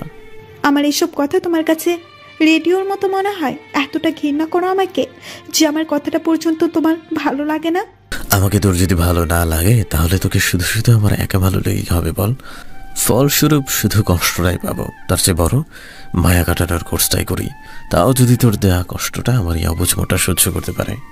তুমি আমাকে কষ্ট দিয়ে কি খুব শান্তি পাও বলো? আমার যে কষ্ট হয় সেটা... আমার তোর মন বোঝার মতো শক্তি নেই, তাই তোর মন কষ্টের বই আমি পড়তে পারি না, বুঝছিস? তুই এখন চুপ থাক, তোর কথার জন্য আমি আমার 3 কেজি মাথা ধরছে। তুমি বিছানায় আমার কোলে মাথা রেখে শুয়ে পড়ো, আমি বরং তোমার মাথায় হাত বুলিয়ে দেই, দেখবে অনেক ভালো লাগবে। তোমার মাথা ব্যথা একটুও মনে হবে না। এটা তো হবে না। আমি মিথ্যা মায়া কাটাতে শিখতে চাই, কোনো মিথ্যা মায়ায় আর নিজেকে জড়াতে চাই না। কি হবে এত কষ্ট সহ্য করে যদি শেষের সুখের ছোঁয়াটুকুও না পাই? জেরিন আর কোনো কথা বলে না, নীরবে শুধু কান্না করতেছে। এইটা ছাড়া আর কোনো রাস্তাও নেই। সেও যে আর এর থেকে 1000 গুণ বেশি করেছে, আজ তাকেও তো রাসেলের দেওয়া সামান্য কষ্ট সহ্য করতে হবে। শুনে রাখো, তোমার দেওয়া সকল কষ্টের আগুনে নিজেকে পুড়িয়ে নিজেকে তোমার মনের মতো তৈরি করব। তুমি যত খুশি কষ্ট দাও, তবে দিন শেষে তোমার ওই মিষ্টি হাসিটা দেখার একটা সুযোগ দিও। তবুও কষ্টটা অন্তত মনে হবে না। তোমার ওই হাসি দেখে একদিন হারিয়ে যাব কোনো এক গভীর নিদ্রায়। না, এখানে যদি আরো কিছু সময় থাকে তাহলে জেরিনের ইমোশনাল কথা শুনে নিজেকে শক্ত রাখতে পারবো না, কিন্তু আমি এত সহজে নিজেকে কাবু করতে চাই না। ওকে যে বুঝতেই হবে, সবারই কষ্ট হয়। রাসেল আর কোনো কথা না বলেই নিচে চলে যায়। এদিকে জেরে চোখের পানিতে বুক ভাসিয়ে ফেলেছে, যে স্পষ্ট বোঝাই যাচ্ছে এইভাবে অনেক সময় কান্না করে ওয়াশরুমে গিয়ে ফ্রেশ হয়ে নেয়, কেউ যেন বুঝতে না পারে। রাসেল, তুই একা নাচতে নাচতে নিচে আসলি, আমার বৌমাকে কোথায় রেখে এসেছিস? তুই জানিস না বৌমাকে এখন কোনোভাবে একা রাখা উচিত না? মা, ও কোনো ছোট বাচ্চা না যে ওর খেয়াল সারাক্ষণ রাখতে হবে। ওর খেয়াল ও নিজেই রাখতে পারবে, সেটুকুর বোঝ ওর হয়েছে। কি বলি এটা? বুঝলাম ও কোনো ছোট বাচ্চা না, কিন্তু ওর ভেতরে তো ধীরে ধীরে বৃদ্ধি পাচ্ছে তোর সন্তান, তাই না?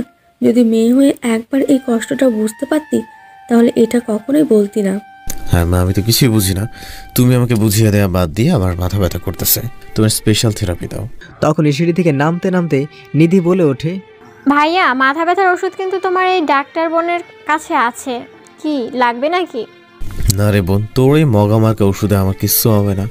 আমার মায়ের স্পেশাল থেরাপি একটু পেলেই আমার মাথা ব্যথা ঠিক হয়ে যাবে, বুঝছিস পেতনি ডাক্তার? কি?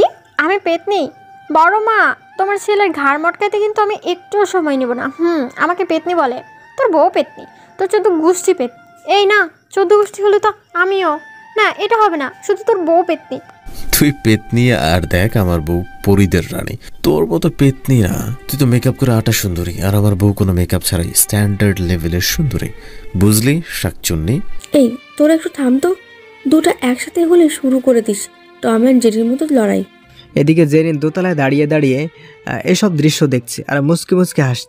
দেখে মনে হচ্ছে ওর মনে এখন কোনো কষ্ট জমা নেই। তাহলে তোমার এই মূর্খ রাখাল ছেলেকে বলে দাও আমার মতো মডার্ন শিক্ষিত হবু মেয়েকে পেতনি না বলতে। Hey future doctor, don't call me stupid coward. এটা আমি কি বলে ফেললাম? এখন তো আমার সব শেষ হয়ে গেল। রাসেলের এরকম ইংরেজি শুনে রহিমা বেগম আর নিধি তো অবাক, আর জেরিন তো এমনভাবে হা করে তাকিয়ে আছে। ভাইয়া তুই তো সামান্য মূর্খ রাখাল, তাহলে আমি যেন তোকে মূর্খ রাখাল না বলি সেটা ইংরেজিতে কিভাবে বললি শুনি? রাসেল, নিধি ঠিকই বলেছি, তুই তাড়াতাড়ি বল এমনভাবে ইংরেজি কি করে বলতে পারলি? কি কথা বলবো এখন আমার প্রিয় পাঠক ভাই, একটু বলে দেন কি করা উচিত। আসলে হয়েছে কি মা, তোমরা তো জানোই তোমার বৌমা কত শিক্ষিত, আর আমি তার সাথে অনেক বছর হলো একসাথে আছি। সে অনেক সময় ইংরেজি বলতো, যেটা শুনে আমি এটা মুখস্থ করে রেখেছিলাম। এটাই না, এটা তো ঠিক না, কারণ ও যদি মুখস্থ করতো তাহলে যেই লাইন মুখস্থ করেছে সেটা বলতে পারবে, এটা মানলাম, কিন্তু নিধির বাংলা কথার উত্তর ইংরেজিতে কিভাবে দিল, এটাই তো আমাকে অবশ্যই ভাবিয়ে তুলছে। ও তাই বল, তাই তো বলি, গোবরে পদ্ম ফুল কি আর সবার ভাগ্যে ফোটে নাকি? আর মূর্খ কখনো শিক্ষিত হয় নাকি? দেখ পেতনি, তুই কিন্তু আমার সাথে ঝগড়া করে আমার মাথা ব্যথা বাড়িয়ে দিচ্ছিস। আমার বাবা মার টাকা খরচ করে শিক্ষিত মুখ নিয়ে যা ইচ্ছা বলবো, তাতে তোর কি? তুই দাঁড়া, তোকে শিক্ষিত করে বের করছি। ছোটামো। হ্যাঁ রাসেল বল, এইভাবে চিল্লাস কেন? এইদিকে নিধি তো এক দৌড়ে রুমে চলে গেছে, কেননা নিধি ওর মাকে অনেকটাই ভয় পায়। আর এইখানে রাসেলকে তো নিধির মা অনেক ভালোবাসে, তাই ভয় না পেয়ে উপায় নেই। তোমার পাগলি মেয়েকে তাড়াতাড়ি বিয়ে দিয়ে এই বাড়ি থেকে তাড়াও। আমার সাথে শুধু পায়ে পায়ে পাড়া দিয়ে ঝগড়া করে। তখনই আবার নিধি দোতলা থেকে চোরে চিল্লান দিয়ে বলে, তোকে আগে এই বাড়ি থেকে তাড়াবো, বুঝলি? আমি কোথাও যাব না। দেখলে ছোটাম্মা, তোমার সামনে তোমার মেয়ে আমাকে বাড়ি ছাড়া করতে চায়। আরে ভাই রাসেল, তুই পারফেক্ট সময়ে এত সুন্দর মন মাতানোর ন্যাকা কান্নার অভিনয় কিভাবে করতে পারিস? তোকে তো সিনেমায় রাখা উচিত ছিল, পরিচালক মনে হয় তোকে দেখতেই পায়নি।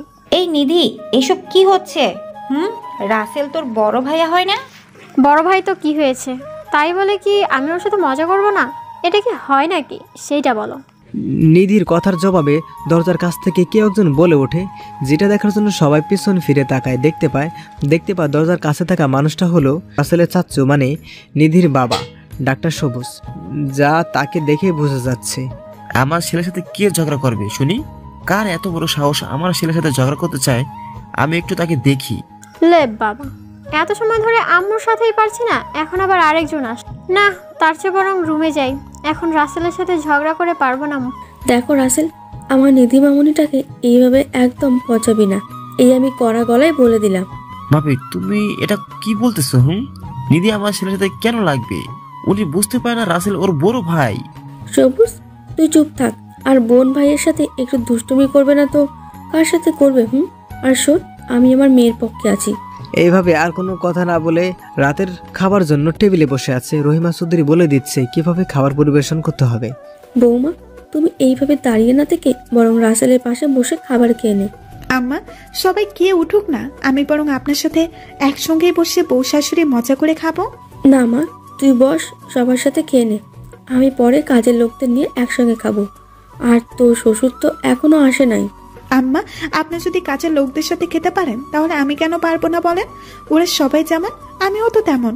আমি হতে পারি একজন বিসিএস ক্যাডার, কিন্তু তার চেয়ে বড় পরিচয় আমি একজন রাখালের স্ত্রী, এটা তো ভুলে গেলে চলবে না। বাবাজি মেয়ে আগে রাখালের নামগন্ধ শুনতে পারতো না, আর সে এখন রাখালের জন্য পাগল। এটা কি ভাবা যায়? আচ্ছা মা, তুই থাক, আমার সাথেই খাবি, তাও এইসব কথা এখন রাখ। এইভাবে আরও অনেক কথা বলে সবাই খাবার পর্ব শেষ করতে না করতেই মিস্টার রায়হান চৌধুরী ও বাসায় চলে আসে, আর সেও খেয়ে নেয়। তারপর সবাই যা যার রুমে চলে যায় ঘুমানোর জন্য। রাসেল গিয়ে সোফায় বিছানা ঠিক করতেছে, কারণ জেরিনের সাথে তো শোবে না। তাই তুমি এটা কি করতেছো? রুমের মাঝে এত বড় একটা খাট থাকতে তুমি সোফায় বিছানা কেন করতেছো? বুঝলাম না। তোর সাথে ঘুমানোর কোনো ইচ্ছা বা অধিকার কোনোটাই আমি নিজের মনে করি না। এমন কেন করছো? আমি তোমাকে এভাবে সোফায় রেখে খাটে ঘুমাবো? সেটা আমি পারবো না। ঘুমাস না? তোকে কে ঘুমাতে বলছে? হ্যাঁ, তোর যেখানে ইচ্ছে সেখানে ঘুমা, আমার কিচ্ছু করার নাই। আগে তো ঠিকই ঘুমিয়েছিস, আমি মাটিতে ঘুমিয়েছি, তাহলে এখন আমার জন্য হঠাৎ দরদ উতলে উঠেছে কেন? হ্যাঁ দেখো, আমি মানছি আগে তোমার সাথে যা করেছি তা ঠিক করিনি, যা আমার জন্য কখনো ক্ষমার যোগ্য না। ঠিক আছে, তুমি সোফায় ঘুমাও, আমি তাহলে ফ্লোরে ঘুমাই। এমনিতেই ফ্লোরটা আজ অনেক ঠান্ডা। জেরিন খাট থেকে একটা বালিশ আর চাদর নিয়ে ফ্লোরে শুয়ে পড়ে আর নীরবে কান্না করতে থাকে। কি করি, এমনিতে ফ্লোর যে ঠান্ডা, আর তাতে জেরিনের যদি ঠান্ডা লাগে তাহলে মা তো আমাকে মেরেই ফেলবে। জেরিন, তুই এভাবে ফ্লোরে শুয়ে পড়লি কেন? তুমি সোফায় ঘুমাবে আর আমি খাটে ঘুমাবো, এটা আমি পারবো না। আগে হয় তোমাকে সহ্য করতে পারিনি তাই থেকেছি, কিন্তু এখন আমি সব বুঝি। তুমি আমার বেঁচে থাকার একমাত্র উৎস, তোমাকে ছাড়া যেন আমার জীবনটাই অচল। তোকে বলছি না খাটে ঘুমাইতে, নাকি মায়ের খাওয়ার খুব শখ হয়েছে? সেটা বল। মা যদি জানতে পারে তুই বিছানা ছেড়ে ফ্লোরে ঘুমাইছিস তাহলে আমার আর আস্ত রাখবে না। তাহলে তুমিও আমার সাথে খাটে ঘুমাও, না হলে আমি এভাবেই ঘুমাবো। তুমি যা খুশি করো না কেন। রাসেল পড়ে যায় মহা ঝামেলায়, কি করবে কিছুই বোঝে না। এক পর্যায়ে সিদ্ধান্ত নেয় সে জেরিনের সাথে খাটে ঘুমাবে। শোন, আমি তোর সাথে খাটে ঘুমাতে পারি, তবে তুই যদি আমার শর্তে রাজি হস তাহলে। আমি তোমার একটা কেন 1000টা শর্ত মেনে নিতে রাজি আছি, তুমি শুধু বলো শর্তটা কি। শর্তটা খুব বেশি বড় বা কঠিন না, তুই মনটাকে শক্ত করলে পালন করতে পারবি। এত ঘুরিয়ে পেঁচিয়ে না বলে তাড়াতাড়ি শর্তটা বলে ফেলো, আমার কিন্তু সহ্য হচ্ছে না। প্লিজ তাড়াতাড়ি বলো। আমি তোর সাথে থাকবো, কিন্তু বিছানার এক পাশে আমি, এক পাশে তুই, মাঝখানে কোলবালিশ নামক তুলার দেয়ালটা অবস্থান করবে, আর রাতে আমার এদিকে আসতে পারবি না। আগে তো কাছে নিয়ে নেই, তারপরে যা হবে দেখাই যাবে। সত্যটা কঠিন, তবুও তোমার দেওয়া সত্য আমি মেনে নিলাম, তবে শীত করলে মাঝে মাঝে তোমাকে জড়িয়ে ধরবো। যা শর্ত পরিবর্তন, আমি তোর সাথে এক বিছানায় থাকার সিদ্ধান্ত নিয়েছিলাম, কিন্তু থাকবো না। তো মতলব বেশি সুবিধার না। এই না, আমি তোমার সাথে মজা করলাম, যাও, আমি তোমাকে জড়িয়ে ধরবো না, তাও তুমি খাটে ঘুমাও প্লিজ। আমি স্ত্রী হয়ে তোমার কষ্ট কি করে দেখি বলো, তাহলে আল্লাহ যে আমাকে কিছুতেই ক্ষমা করবে না। বাবা, এখন দেখি তোর ধর্মের কথা সব মনে পড়তেছে, কিন্তু আমি ভুলি কি তোর এসব মনোবাসনা আগে কোনো ব্যাংকে জমা রেখেছিলে? হ্যাঁ, মনে হয় আমার সব মনোবাসনা তোমার মনের ব্যাংকে জমা ছিল। এটা চুক্তি করে যে আমি প্রেগনেন্ট না হলে আমার বুঝ আসবে না, তোমাকে আপন করে নিতে মন চাইবে না। এখন তো চুক্তির মেয়াদ শেষ হয়েছে, আমার প্রেগনেন্সির মাধ্যমে আমার মনে সকল বুঝও এসেছে তোমাকে ছাড়া আমি অসহায়, তাই এখন আমি তোমাকে আপন করে পেতে চাই। হ্যাঁ, আমার এই মনটা তো তেঁতুল গাছের তেঁতুল, তোর মন চাইলো আর আমি টুপ করে পেরে তোর হাতে দিয়ে দিলাম। এটা পাথরে গড়া মন। এসব কথা বাদ দাও না প্লিজ, আমি জানি তুমি আমাকে মনে প্রাণে ভালোবাসো, কিন্তু সেটা প্রকাশ করছো না। চুপ থাক তো, আমার কান একদম ঝালাফালা করে ফেলছিস। এত কথা কি করে বলি সেটাই বুঝি না। আর একটা কথা বলবি তো থানায় রেখে আসবো। আমাকে কোন পুলিশ গ্রেপ্তার করে থানায় নিয়ে যাবে শুনি? তবে তোমার মনের কারাগারে বন্দি করে রাখতে চাইলে আমি এখনই যেতে চাই। দূর থাক তুই, আমি ঘুমাইলাম। তুই বসে বসে আমার মনের কারাগারে কি কি আছে সেটা দেখতে থাক। কথাগুলো বলে রাসেল ঠাস করে খাটে গিয়ে ডাস করে শুয়ে পড়ে, কারণ জেরিন আগেই কথা বলতে বলতে বিছানা ঠিক করে রেখেছে, তাই আর নতুন করে রাসেলকে বিছানা ঠিক করতে হলো না। এদিকে জেরিন উপরে উপরে যতই হেসে হেসে রাসেলের সাথে কথা বলুক না কেন, কিন্তু ভেতরটা তো কষ্টের আগুনে পড়ে ছাই হয়ে যাচ্ছে। এই আগুন দেখার মতো কেউ নেই, নীরবে পুড়েই যাচ্ছে। জেরিন ওয়াশরুম থেকে ফ্রেশ হয়ে এসে শুয়ে পড়ে, চোখে ঘুম নেই। এক ধ্যানে রাসেলের মায়াভরা চোখের দিকে তাকিয়ে আছে জেরিন। তাকিয়ে থাকতে থাকতে কখন যে ঘুমিয়ে গেছে সেই দিকে কোনো খেয়ালই নেই। আর রাসেল বেচারা ঘুমের দেশে পাড়ি জমিয়েছে। সকালে জেরিনের আগে রাসেলের ঘুম ভেঙে যায়। রাসেল একটু একটু করে চোখ খুলতেই দেখতে পায় জেরিন খুব যত্নে জড়িয়ে ধরে পরম সুখে ঘুমিয়ে আছে, যেন মনের মাঝে কোনো কষ্টের সিটে ফোটাও নেই। ইস, পাগলিটাকে এখন কতটা সুন্দর লাগতেছে। মনে হচ্ছে মনের মাঝে কোনো কষ্ট লুকিয়ে নেই, একদম নিষ্পাপ একটা শিশুর মতো ঘুমিয়ে আছে। নেই কোনো চিন্তা, নেই কোনো ভাবনা। থাকুক না এইভাবে আমাকে জড়িয়ে ধরে, আমি বরং আরেকটু ঘুমিয়ে নেই।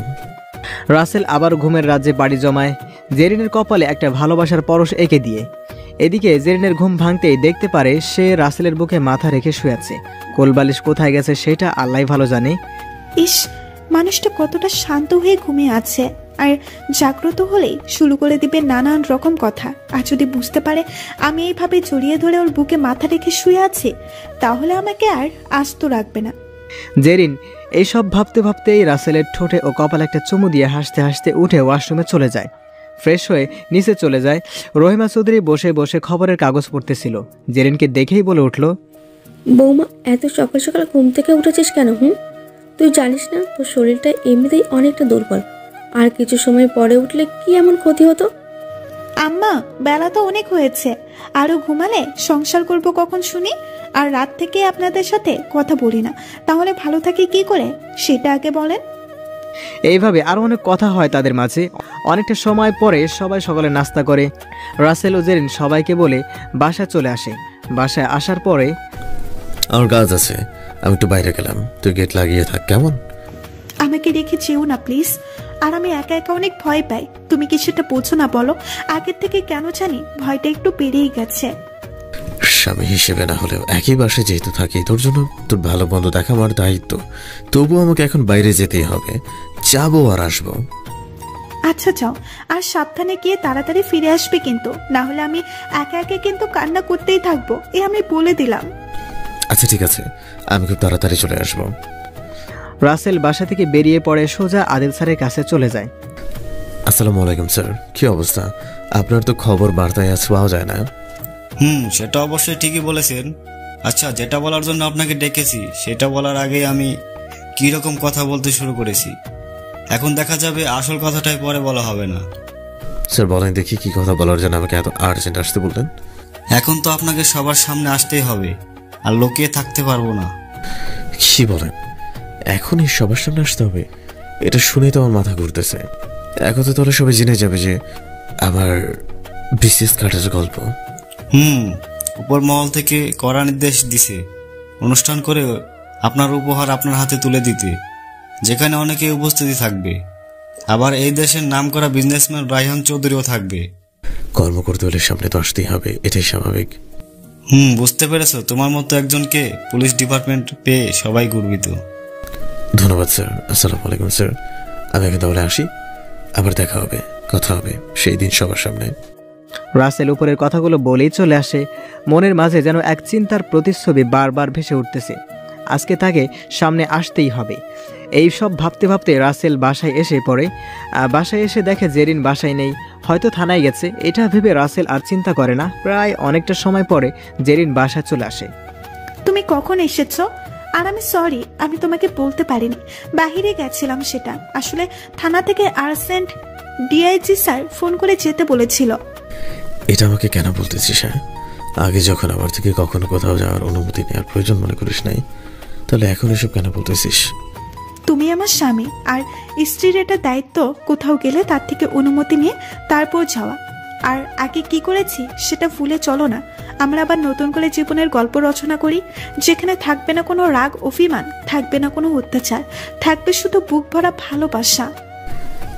আসছে বুক ভরা ভালোবাসা নেওয়ার জন্য। ভালোবাসা কি ফল নাকি? চাইলে আর আমি টপ করে গাছ থেকে পেরে তোর হাতে দিয়ে দিলাম। রাসেলের কথাটা শুনে জেরিনের চোখে পানি চলে আসে। কি করবে বলেন? চোখের পানি তো আর কেনা লাগে না, তাই যখন ইচ্ছা চলে আসে। আমি কি ভুল বললাম নাকি আপনারাই বলেন? আর এই মেয়ে হঠাৎ করে এত লক্ষ্মী হয়ে উঠলো কি করে, সেটাই তো আমার এই ছোট্ট মাথায় ঢুকছে না। কি করে হলো এসব? জানতে চাও অবুঝ এই মন আমার। জানো কি, যদি কোনো ফুলের গাছকে সঠিকভাবে পরিচর্যা না করা হয়, তাহলে সেই ফুলের গাছটাও একসময় বেঁচে থাকার ভারসাম্যটা হারিয়ে ফেলে। একদিন হয়তো আমিও ফুল গাছটার মতো বিলীন হয়ে যাব এই মিথ্যার মায়ায় পৃথিবী থেকে। সেদিন হয়তো খুঁজবে আমায়, কিন্তু পাবে না। তাই বলে কি সময় থাকতে আপন জিনিসকে আপন করে নাও, না হয় এই গানটাই গাইবে। মহিরা গেলে খুঁজলাম ঠিকই, বাইসা থাকতে বুঝলাম না, হাতের ধন ঠাল্লায় পায়ে আপন মানুষ চিনলাম না। শোন, একটা কথা বলি, তুষের আগুনের কি ক্ষমতা সেটা কিন্তু কাঠ পুড়িয়ে বোঝা যায় না, কিন্তু এটা বোঝা যায় আগুন একই জিনিস, আলাদা না। তেমনি সব মানুষ এক, কিন্তু ধনী গরিব নামক বেড়াটাই মানুষকে আলাদা রং দিয়েছে, যেটা আমি বুঝেছি। আজ আমি গরিব অশিক্ষিত বলে তোর মতো শিক্ষিত বউয়ের কাছে স্বামী হিসেবে স্থান পায়নি।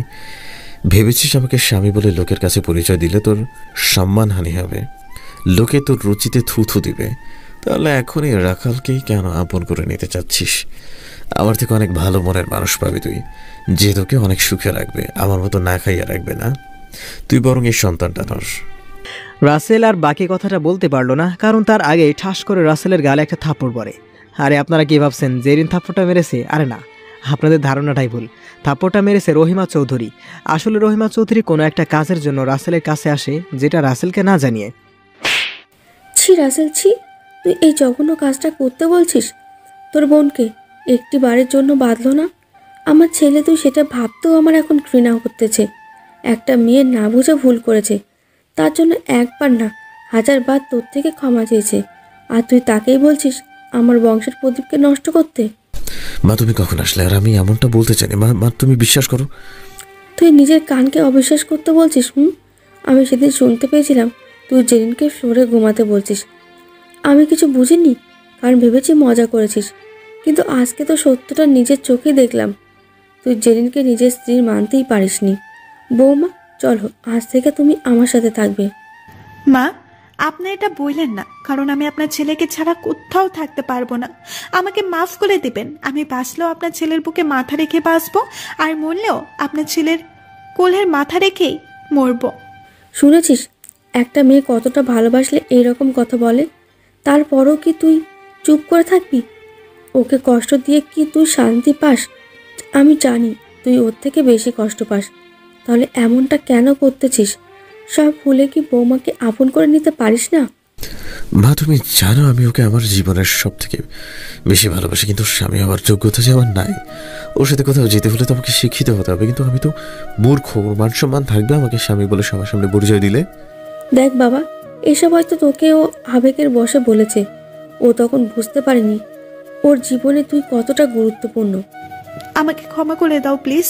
আমি ভুল করেছি, যার জন্য আমি বুঝতে পেরেছি তুমি আমার জীবনে কতটা জুড়ে ছিলে। রাসেল কি বলবে ভেবে পায় না। রাসেলও যে জেরিনকে অনেক ভালোবাসে, মুখে না বললেও জেরিনের কষ্টে রাসেলের ভেতরটাও তুষের আগুনে পড়ে। বাবা, তুই আগে সব ভুলে বৌমাকে আপন করে নে। ওকে এখন কষ্ট দিস না, তাহলে তোর সন্তানের ক্ষতি হবে।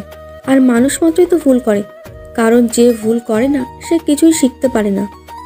মা, তুমি আগে বসো তো। আর কি দরকার সেটা আগে বলো। আমি জেরিনকে ক্ষমা করে দিয়েছি অনেক আগে, কিন্তু অভিমানগুলো এই বুকের এক কোণে জমেছিল। রাসেলের কথাটা বলতে দেরি, কিন্তু জেরিন দৌড়ে এসে রাসেলকে কপালে চুমু দিয়ে জড়িয়ে ধরতে দেরি না। কি বজ্জাত মেয়ে বাবা, শাশুড়ির সামনে জড়িয়ে চুমু খাচ্ছে, লজ্জা শর্মার কিচ্ছু নাই। বৌমা, এখানে কেউ আছে? আবেগটাকে একটু ধরে রাখো। রহিমা চৌধুরীর কথায় জেরিন তো লজ্জায় লাল হয়ে যায়। সেটা দেখে রহিমা বেগম বলে, থাক বৌমা, আর লজ্জা পেতে হবে না। রাত এখানে থাকতে হবে না, এখন বৌমাকে দেখাশোনা করতে হবে। আর একটা কথা কি, আমি চাই না জেরিন এই সময় পুলিশের চাকরি করুক। আমাদের কি কম আছে যে এই সময়েও জব করবে? মা, সেটা ওর ইচ্ছা, কারণ আমি বারবারই জেরিনের ইচ্ছাটাকে প্রাধান্য দিয়ে এসেছি। আজও সেটা বিপরীত করব না। আচ্ছা তাহলে ঠিক আছে, এখন চল আমরা বাসায় যাই। কালকে গাড়ি নিয়ে এসে মালছানাটা নিয়ে গেলেই হবে। জেরিন আর কিচ্ছু বলে না। জেরিনকে নিয়ে রহিমা চৌধুরী বাড়ির উদ্দেশ্যে রওনা হয় নিজেদের গাড়ি নিয়ে। কিছু সময় পরে বাসায় পৌঁছে যায়। তোমরা এসেছো? এত দেরি হলো কেন? আমরা সে কখন থেকে অপেক্ষা করছি, কিন্তু তোমাদের কোনো খবরই নেই। আর বলিও না, তোমার ছেলে হয়েছে পুরো তোমার মতো, একটা কাজও তাড়াতাড়ি করতে পারে না। আমাকে আর বৌমাকে বসিয়ে রেখে রেডি হতে কত সময় লাগিয়ে দিল, তার জন্যই তো আসতে দেরি হলো। ও আচ্ছা, সেটাই বলো। জেরিন গিয়ে রাসেলের বাবার পায়ে ধরে সালাম করে, যা দেখে রাসেল অনেকটাই খুশি হয়, কারণ জেরিন ওর বাবা মাকে সম্মান করতেছে, এইটাই ওর কাছে অনেক। বেঁচে থাকো মা, বেঁচে থাকো। তোর স্থান তোর পায়ে না, আমার বুকে। জানিস মা, তোকে পেয়ে আমি আমার মায়ের কথা ভুলে যাই। আল্লাহ মনে হয় আমার বৌমা করে মাকে পাঠিয়েছে। ও, তাহলে তো আজকে থেকে তুমি আমার ছেলে, তাই না? বলো। তুমি আমার মা আর রাসেল আমার বাবা। এটা বলার কি আছে? রাসেলের পাঠক পাঠিকারা এমনিতেই বুঝে যাবে, কারণ ওদের বুদ্ধি সবসময় কানের উপরেই থাকে, নিচে না। আচ্ছা বলো তো এটা বাবা, বুদ্ধি কানের উপর কিভাবে থাকে? এই, তুই এটা জানোস না? কানের উপরেও তো মাথার অবস্থান, আর বুদ্ধি যদি মাথাতেই থাকে তাহলে তো কানের উপরেই বুদ্ধি হলো, তাই না? হয়েছে, আর বলতে হবে না। এখন বৌমাকে নিয়ে রুমে যা, রুমের সব কিছু গুছিয়ে রাখা আছে। আর বৌমা, আলমারিতে তোমার জন্য সকল প্রকার জিনিস আছে পড়ার জন্য, তুমি পড়ে নিও, কেমন? শাশুড়ি মা, ঠিক আছে। আর এইসবের কি খুব দরকার ছিল বলেন? আমার একমাত্র ছেলের বউয়ের জন্য এইটুকু করবো না? এটা কেমন কথা বলো? তখনই উপর থেকে সিঁড়ি দিয়ে নামতে নামতে নিধি বলে ওঠে, বড় আম্মু, সব কিছুর জন্য শুধু ভাবি আনলে, আর আমার কথা তো তুমি একেবারেই ভুলে গেলে। একটু আমার কথা মনে রাখো নাই। তোকে কি ভুলতে পারি বল? তোরাই তো আমার সব। কি আছে আর আমার? তুই, রাসেল আর জেরিন, এই নিয়ে আমার সব। তোর জন্য সব। তোর আম্মুর কাছে আমি আগেই দিয়েছি, যেটা তুই বিয়ের সময় পাবি, তার আগে না। মা, তুমি এই পেতনির জন্য আর যাই রাখো না কেন, সবার আগে মেকআপের বাক্সটা রেখে দিও, তাহলে পেতনি পেতনিই থেকে যাবে। রাসেলের কথা শুনে তো নিধি তেলে বেগুনে জ্বলে ওঠে। এ যেন তেলের মাঝে এক ফোঁটা পানি পড়লে যেরকম হয় ঠিক তেমনি। বড় আম্মু, তোমার ছেলেকে বলে দাও আমি মোটেও পেতনি না, আমি দেখতে যথেষ্ট সুন্দরী। তুই সুন্দরী, সেটা তোকে আবার কে বললো?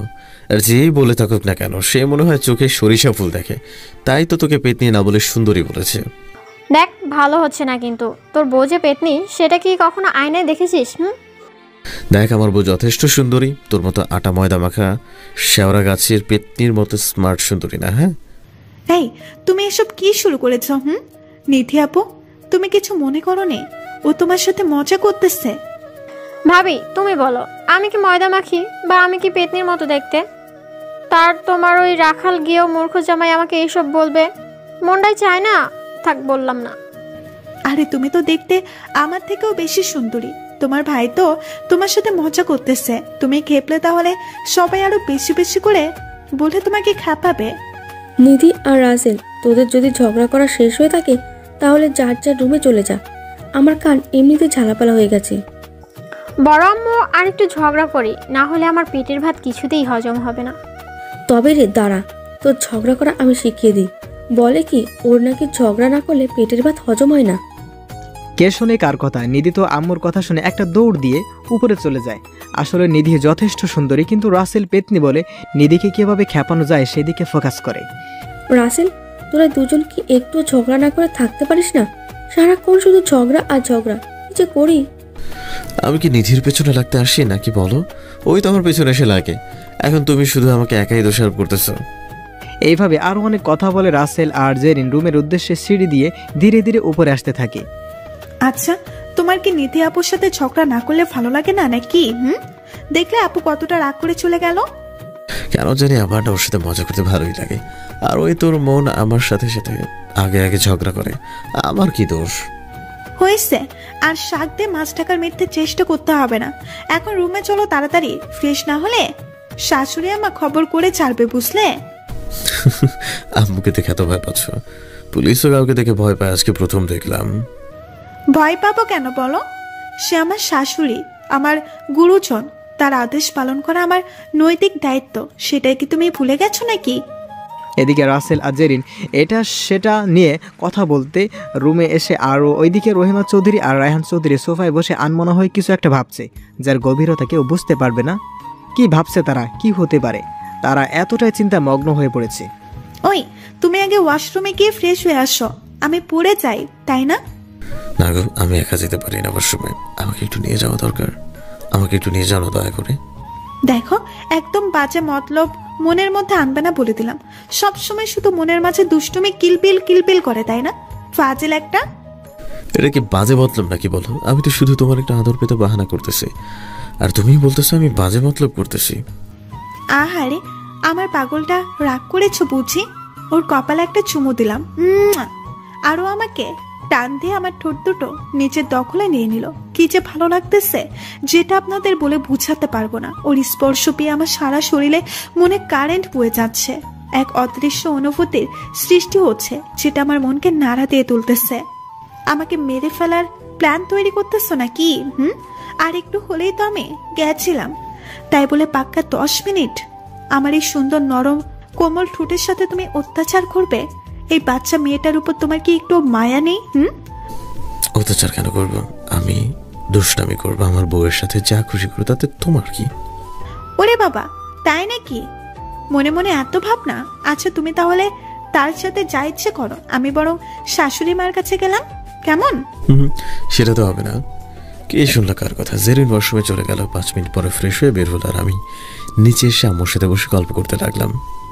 রাসেল, বৌমা কি করতেছে? জেরিন রুমে আছে, ফ্রেশ হচ্ছে। আমি তো সেটাই দেখে আসলাম। তখনই সিঁড়ি দিয়ে নামতে নামতে জেরিন বলে ওঠে, আমার নামে মায়ের কাছে কি এমন বলা হচ্ছে শুনি? এই তো মা, দেখো, বলতে না বলতেই তোমার বৌমা এসে তোমার কাছে হাজির। দেখতে হবে না বৌমাটা কার? আমার প্রতি এক্সট্রা একটা মায়া আছে না? আর বৌমা, আমি তোরই কথা জিজ্ঞেস করতেছিলাম যে তুই কি করছিস। ও আচ্ছা, তাই বলো। আমি তো ফ্রেশ হচ্ছিলাম। তা পুলিশ ম্যাডাম এভাবে সেজে গুজে বের হলেন যে, ব্যাপারটা তো বুঝলাম না। আর বলিও না, স্যার একটু আগে ফোন করে বললো ওই থানায় গিয়ে স্যারের সাথে কথা বলে একটা ফাইল নিয়ে আসতে। রাসেল তো ওই থানাটার নাম শুনেই অবাক হয়ে যায়, আর অবাক হয়েই জিজ্ঞেস করে, কি ওই থানা কেন আবার? আম্মু, তোমার ছেলেকে তোমার সাথে যেতে বলো না। আমার একা একা যেতে একটুও ভালো লাগছে না। আমি যাবো না, সবাই দেখে কি বলবে? তুই যাবি না? তোর বাবা সহ যাবে, বুঝলি আমার কথা? তাহলে জেরিনের সাথে আব্বুকে ফোন করে যেতে বলো, আমাকে কেন বলছো? ফাজিল ছেলে, যা তুই জেরিনের সাথে নিজের বউকে সাথে নিয়ে যাবি। এটা তো আনন্দের বিষয়, তাই না? আনন্দ না চাই, যদি জানতে পারো ওই থানা পুলিশ অফিসার আমি, তাহলে আমার খবর আছে। মা সবার কথা ফেলতে পারলো, আমি তোমার কথা ফেলতে পারবো না। আমি রেডি হয়ে আসছি। একটু তাড়াতাড়ি এসে আবার এক চুল 7 বার ঠিক করতে লেট করিও না। হ্যাঁ, আমি তো তোমার মতো ময়দা মাখবো যে আমার রেডি হতে দেরি হবে। সাজতে তোমার দেরি হয়, ছেলেদের না। কি আমি ময়দা মাখি? তবে রে, দাঁড়াও দেখাচ্ছি মজা। জেরিন রাসেলকে ধরার জন্য তাড়া করে আর রাসেল গিয়ে রাম্মুর পিছনে দাঁড়ায়। আর উপর থেকে নিধি বলে, ভাবি তুমি এই বাদরটাকে এইভাবে একা একাই দৌড়ানি দিচ্ছ কেন? আমাকে একটু সাথে নিতে পারতা। এই নাও, দুইটার সাথেই পারতেছি না, আবার আরেকজন এসে যোগ দিল। এই রাসেল, তুই কিন্তু মার খাবি এখন। মেয়েদের মধ্যে শুধু পড়ে পড়ে ঝগড়া করিস। দেখছিস নিধি পেতনি, আমা বলছে মেয়েরাই শুধু আগে আগে পায়ে পাড়া দিয়ে ঝগড়া করে। এবার তো মানলি তুই পেতনি, সাথে ঝগড়া চাটিয়ে বটে। এই তুই দাঁড়া, তোকে আজকে আমি আর ভাবি মিলে কি করতে হয় সেটাই শিখাবো। আমার কি পাগলা কুকুরে তাড়া করছে যে এখানে থেকে বাইর খামো? জেনে আমি চললাম, তুমি আসো। বলে রাসেল একটা দৌড় দিয়ে বাড়ির বাইরে চলে আসে। একটু পরে নিধি ও জেরিন চলে আসে। নিধি, তুইও কি আমাদের সাথে যাবি নাকি? না রে ভাইয়া, আমি এখন হাসপাতালে যাব, জরুরি একটা কাজ আছে, না হলে তোকে দেখতাম। আরে যা যা ময়দা সুন্দরী, তোর অকাদ আমার দেখা আছে। নিধি কোনো কথা না বলেই গাড়িটা নিয়ে চলে যায়। এখন জেরিন আর রাসেল দাঁড়িয়ে আছে। ড্রাইভার গাড়ি বের করছে। রাসেল গাড়ি চালাতে পারে, কিন্তু এখন গাড়ি চালালে জেরিন বুঝতে পারবে। আচ্ছা, তোমার কি খেয়ে দিয়ে কোনো কাজ নেই? সব সময় শুধু নিধি আপুকে রাগিয়ে দাও। ওর সাথে ফাজলাম করতে ভালোই লাগে, আর নিধি রাগ করে না, অনেক সুন্দর মনের একটা মেয়ে। ঠিক বলেছ, আমি আগে যেমনটা ভাবতাম, আসলে নিধি আপু তেমন মেয়ে না। কিছু সময় পরে গাড়িতে উঠে জেরিন আর রাসেল থানার উদ্দেশ্যে চলতে শুরু করে। কথাবার্তার মাঝেই থানায় পৌঁছে যায়। রাসেলকে যারা চেনে তারা রাসেলের চোখ ইশারায় বুঝিয়ে দিচ্ছে সালাম না দিতে। আর কথাই আছে না, সামসুদার লাগোকা লিয়ে ইশারায় কাফি হে। কিন্তু এর মাঝেও অনেককেই সালাম করে। জেরিন ভাবে তাকেই সবাই সম্মান করতেছে। দেখেছ তোমার বিসিএস বউকে এই থানার সবাই কতটা সম্মান করতেছে? আমার পাওয়ার একটু বোঝার চেষ্টা কইরো। কাকে সম্মান করছে যদি জানতি তাহলে আর এই কথা বলতি না গো। তোমাকে সবাই অনেক সম্মান করতেছে। তারপর ওরা দুজনে ডিআইজি স্যারের রুমে যায়। রাসেলের সম্পর্কে ডিআইজি স্যার তো আগে থেকে জানে, তাই আর কোনো কথা বলে না। সোজা ফাইলটা দিয়ে দেয় জেরিনের হাতে আর রাসেলকে ইশারায় বুঝিয়ে দেয় পরে কথা বলবে। জেরিন ও স্যারকে সালাম দিয়ে থানা থেকে বেরিয়ে আসে। আচ্ছা ডিআইজি স্যার আমার সাথে কেন কথা বললো না কেন? আর ইশারায় তোমাকে যেন কি বলছিল? তোমাকে কি স্যার চেনে নাকি? দেখো, স্যার হয়তো বুঝেছে তুমি সবটা নিজেই পারবে, আর স্যারের হাতেও সময় মনে হয়নি। আর আমাকে চিনবে কিভাবে? আমি তো আজকেই তার সামনে তোমার সাথে প্রথম আসলাম। এটাও তো ঠিক, তাহলে কি হতে পারে না? আমি কিছুই ভাবতে পারছি না। আচ্ছা চলো বাসার দিকে যাই। চলো না, আজকে কোথাও একটু ঘুরে আসি। কিন্তু হ্যাঁ, আমার কাছে কিন্তু টাকা নেই, সেটা আগেই বলে দিলাম। আমার বরটা যে কিপটা সেটা আমি ভালো করেই জানি। আচ্ছা চলো, তোমার কাছে টাকা নাই তো কি হয়েছে? টাকা তো অনেক আছে আমার শ্বশুরের, বুঝেছো? সেটা দিয়েই হবে। ওহো, আমার আবার বাবার টাকা খরচ করার ধান্দা, তাই না? বুঝি বুঝি, সব বুঝি। কি আর করার বলো, পরে যদি টাকা না থাকে তাহলে শ্বশুরের টাকায় তো চলতে হবে, তাই না? ম্যাডাম অনেক হয়েছে, এখন চলেন সামনে কোথাও একটা যাওয়া যাক। তারপর রাসেল আর জেরিন গাড়িতে উঠে পাশের একটা পার্কে চলে আসে। ড্রাইভারকে রাসেল কিছু টাকা দিয়ে তার মতো ঘুরতে বলে, আর রাসেল আর জেরিন ভিতরে চলে যায়। পার্কের শেষ মাথায় একটা সুন্দর ফুলের বাগান আছে, দেখলেই যেন মনটা নিমিষেই ভালো হয়ে যায়। লাভ ইউ কলিজা, এত সুন্দর একটা দিন উপহার দেওয়ার জন্য। Love you two. আর এই দিনটা আমি না, বরং তুমি আমাকে উপহার দিয়েছো, তার জন্য এতগুলো ধন্যবাদ। রাসেল জেরিনের কপালে একটা ভালোবাসার পরশ এঁকে দেয়। খুব ভালো লাগতেছে দুজনের। পাশের একটা বেঞ্চে গিয়ে জেরিন বসে আর রাসেল ওর কোলে মাথা রেখে শুয়ে পড়ে। আজ যেন গাছের পাতাগুলো ওদের দুজনকে হিংসে করতেছে, তাই তো বাতাসে দুলছে না। এইভাবে অনেকটা সময় থাকে। এখন চলো বাসায় যাই, অনেক সময় হলো এসেছি, আবার বাসায় আম্মু চিন্তা করবে। চলো, আসলে এই দিনটা খুব মিস করবো। কখনো ভাবিনি তোমার কোলে মাথা রেখে এভাবে খোলা আকাশের নিচে সময় কাটাবো। বিধাতার কি সুন্দর নিয়ম, তাই না? যার সাথে যা জুড়ি রাখে সেইভাবেই হোক না কেন, দিন শেষে জুড়িটার মিল ঠিকই হয়। এইভাবে আরো কিছু সময় কথা বলে দুজনে গাড়িতে চলে আসে। ড্রাইভার পাশেই ছিল, তাই আর কষ্ট করে খুঁজতে হলো না। গাড়িতে বাইরের হালকা বাতাসে জেরিনের খোলা চুলগুলো বারবার। তোমার ওই লম্বা চুলগুলো আমাকে ছাড়া থাকতেই চায় না, তাহলে কেন বাধা দিচ্ছ? হ্যাঁ, তোমার সাথে তো চুলগুলো দুষ্টুমি করতেছে, তোমার তো খারাপ লাগছে তাই না? আমার তো অনেক ভালো লাগছে। তোমার চুলে এক মাতাল করা গন্ধ যা তোমার দিকে আমাকে বারবার আকৃষ্ট করে তোলে। বারে, আমার বরটা যে আজকাল একটু বেশি রোমান্টিক হয়ে উঠেছে দেখছি। এইভাবে নানা রকম কথাবার্তার মধ্য দিয়েই কিছু সময় অতিবাহিত করে বাসায় চলে আসে। বাসায় আসতে দেখতে পায় রাসেলের বাবা মা সোফায় বসে কথা বলতেছে। বাবা, তুমি কখন এসেছো? আর মুখটা তো মলিন কেন? শরীরটা খারাপ নাকি? আরে না, শরীরটা ভালোই আছে। আর একটু আগে অফিস থেকে আসলাম, এসেই শুনি তোরা কোথায় গেছিস। তাই আর কি করা, আমরা বুড়ি বুড়ি মিলে গল্প করতেছি হাসতে হাসতে। বাবার একা একা গল্প করতে হবে না, এখন আমরা চলে এসেছি। আচ্ছা আম্মু, একটা কথা বলি। একটা কথা বলবি, আর সেটার জন্য অনুমতি কি দরকার আছে? পাগলি মেয়ে একটা। আমরা তো কালকে এসেছি, কিন্তু তখন থেকেই ছোট মাকে দেখছি না, কোথায় গেছে? ও এই কথা, নিধির আম্মু তো নিধির নানু বাড়িতে গেছে, কি একটা কাজ আছে, কয়েকদিন পরে চলে আসবে।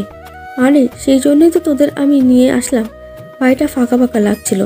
তা বাবা, তোরা এখন কোথায় গেছিলি শুনি? বাবা, তোমার আদরের বৌমা আমাকে সাথে নিয়ে থানায় গিয়েছিল, আর আমি ভাবলাম বাইরে যখন আসলাম তখন একটু ঘুরেই যাওয়া যাক, তাই একটু ঘুরে আসলাম। এটা কিন্তু খুব ভালো করেছিস, মাঝে মাঝে বৌমাকে নিয়ে কোথাও ঘুরে আসবি, তাহলে আমার মনটা ভালো থাকবে। আমিও তোর মাকে নিয়ে অনেক জায়গায় ঘুরতে যেতাম সময় পেলেই।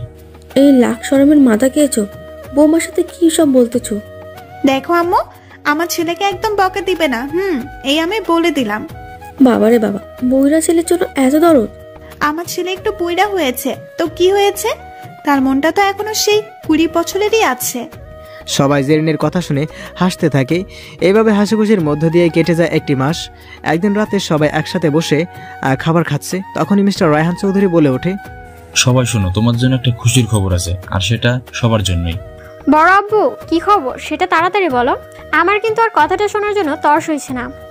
বলছি তো, আগে কথা না বলে শুনবি তো নাকি? আগামীকাল আমাদের সবাইকে একটা অনুষ্ঠানে যেতে হবে, সেখানে একটা পুলিশ অফিসারকে পুরস্কৃত করা হবে। তাই নাকি? তাহলে তো ভালোই, একটু মজাই হবে, অনেকদিন হলো কোথাও যাওয়া হয় না। কিন্তু এটা তো একটা আশ্চর্য ঘটনা আছে, যে পুলিশকে পুরস্কার দেবে তাকে নাকি এখনো তেমন কেউ দেখে না। বাবা, ওই অফিসারকে এখনো কেউ দেখেনি, ডিজে গ্যাংকে ধরে দেওয়ার জন্য তাকে পুরস্কৃত করবে। এদিকে রাসেল শুধু মিটমিট করে হাসতেছে। এটা ভেবে যখন এরা সবাই জানবে রাসেল সেই অফিসার, তখন এদের সবার রিয়াকশনটা কেমন হবে, বিশেষ করে জেরিনের। ওই, তুমি আবার মিটমিট করে হাসতেছো কেন? মনে হচ্ছে মনের মধ্যে গভীর রহস্য লুকিয়ে রেখেছো। আরে না, কি যে বলো না, আমি এবার কি লুকিয়ে রাখবো তোমাকে না জানিয়ে, বলো। সেটাও ঠিক, কিন্তু এটা যে পুলিশের চোখ এত সহজে ফাঁকি দেওয়া সম্ভব না। তোমার হাসির মানেই বলে দিচ্ছে, জরুর ঢাল মে কুছ কালা হে। বৌমা, বাদ দাও তো ওইসব, আর খাবার শেষ করো। জানো না খাবারের সময় কোনো কথা বলতে নেই। কিন্তু মা, তুমি তো আমাদের বুঝিয়ে দিচ্ছ যে এটা কি কথা না। আরে ফাজিল ছেলে, আমি তো তোদের বুঝিয়ে দিলাম, তাই এটাতে সমস্যা হবে না। এবার চুপ করে খা, বাদর ছেলে একটা। নিধি খাবারের সময় শুধু কাজের কথা বলবে, যেন সবাইকে বোঝানো যায়, তাহলে কিছু হবে না, আর কথাও বলা হয়ে যাবে। রাসেল, তোর কিন্তু এবার খবর আছে, চুপচাপ খেয়ে নে, না হলে দেখিস নি কি করি। তোর বাবা আমাকে দেখে ভয় পায়, আর তুই একটুও ভয় পাস না। মা, আব্বু তো তোমাকে দেখে ভয় পাবে, কারণ তুমি হলো আব্বুর স্ত্রী, আর আমার মা মানে বলতে গেলে আমার মেয়ে। তাহলে বলো, বাবা মেয়েকে কেন ভয় পাবে? ওরে ফাজিল, তোরে তো কোথায় কোথায় যুক্তি দিস। রাসেল বাবা, এবার থাম তো। মা ছেলে মিলে কি শুরু করলি? জানিস না খাবার সময় আসলেই কথা বলতে নাই? বাবা, শেষমেশ তুমিও কথা বলতে শুরু করলে, এটা কিন্তু আমি মোটেও আশা করিনি। তোরে তো এজেরিন একটা লাঠি আনতো, ওর বাদরামি আমি বের করছি। কিরে, কোথায় যাস? দাঁড়া। কে শোনে কার কথা? রাসেল তো লাঠির কথা শুনে একটা দৌড়ে রুমে চলে আসে, বিছানায় গা এলিয়ে দিয়ে বলে, আজকে বাসার সবাইকে সেরকম জ্বালিয়েছি, বাবাকে ছাড়েনি, ভাবতে তো আমার হাসি পাচ্ছে। তখনই দরজার বন্ধ করতে করতে জেরিন বলে ওঠে, তোমার হাসি বের করতে যদি আর একটু সময় ওইখানে থাকতে, তোমার ওইসব কথাই বাবা কিন্তু অনেকটাই রাগ করেছিল। যেন আমার আসলে খুব হাসি পাচ্ছে, বাবার মাকে কিভাবে রাগিয়ে দিলাম। ইস, নিধিকে কিন্তু রাগানোটা মিস হয়ে গেল। তাহলে চলো আবার সবাইকে নিচে ডেকে নিয়ে যাই, তোমার তো আবার এই কাজটা না করলে পেটের ভাত হজম হবে না। এসব বাদ, অনেক হাসি তামাশা হয়েছে। আচ্ছা শোনো, কালকে কিন্তু আমাকে ড্রেস পরে সকালেই যেতে হবে। ডিআইজি স্যার কড়া গলায় কথাটা আমাকে বলে দিয়েছে। তুমি সকালে গেলে আমি কোথায় থাকবো? তুমি ছাড়া আমার সময় কাটবে নাকি বলো? আহারে, আমার বুঝি কোনো কাজ নেই, শুধু তোমার সাথে শুয়ে বসে থাকলেই চলবে, তাই না? আর শোনো, তুমি কালকে একটু রেডি হয়ে এসো। বাবা মা সবার সাথে বুঝতে পেরেছ নাকি মাথার ভেতরে এখন দুষ্টুমি চিন্তা ভাবনা কিলবিল করতেছে কোনটা? আপাতত সব চিন্তা ভাবনা বাদ দিলাম আর দুষ্টুমিটাই সামনে আনলাম। আমার এত সুন্দর পরীর মতো বুকে দেখে দুষ্টামি না করে কিভাবে থাকি বলো?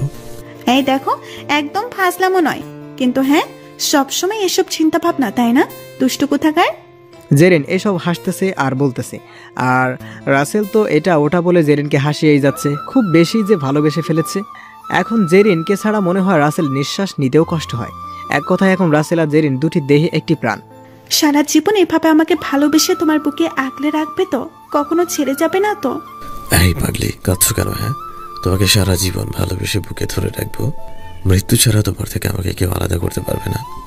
জেরিন রাসেলকে শক্ত করে জড়িয়ে ধরে ওর কপাল একটা কিস করে, ঠোঁটে চুমু দিয়ে ভালোবাসার এক অজানা সাগরের গভীরে তলদেশে হারিয়ে যায়, যেখানে আছে শুধু সুখ আর সুখ। সকালে রাসেলের আগেই জেরিন উঠে ওয়াশরুমে গিয়ে গোসল করে আয়নার সামনে বসে একটু নিজেকে পরিপাটি করতেছে। রাসেলের তবুও ঘুম যেন ভাঙ্গেই না। তাই জেরিন ওর ভেজা চুলের পানি রাসেলের চোখের উপর ছিটে দেয়, আর রাসেলের ঘুম চলে যায়। ঘুমের দেশে ওকে জেরিনের কাছে রেখে। বাবু, তোমার কি ঘুম ভাঙছে নাকি আরো ঘুমাতে হবে? ঘুমাতে কখন দিলে বলো? সারা রাত তো শুধু দুষ্টুমি করেই পার করে দিলে। ছি, অসভ্য একটা। কখন কি বলতে হয় সেটাও জানো না। দেখছো না তোমার পাঠক পাঠিকারা কান পেতে আছে তোমার কথা শোনার জন্য? শুনতে দাও তাদেরকেও, তাদেরও হক আছে এটা শোনার। তাহলে তো আর তাদের তাড়িয়ে দেওয়া যাবে না, তারা তোমার অনেক বড় ফ্যান। আচ্ছা এখন ওঠো, বেলা 8টা বাজে, আমি নিচে গেলাম। জেরিন উপরের কথাটা বলে রাসেলের কপালে একটা চুমু দিয়ে নিচে চলে যায়। এদিকে রাসেল বিছানা থেকে উঠে ওয়াশরুমে গিয়ে ফ্রেশ হয়ে রুমে আসে। তখনই ওর ফোনে ডিআইজি স্যারের কল আসে।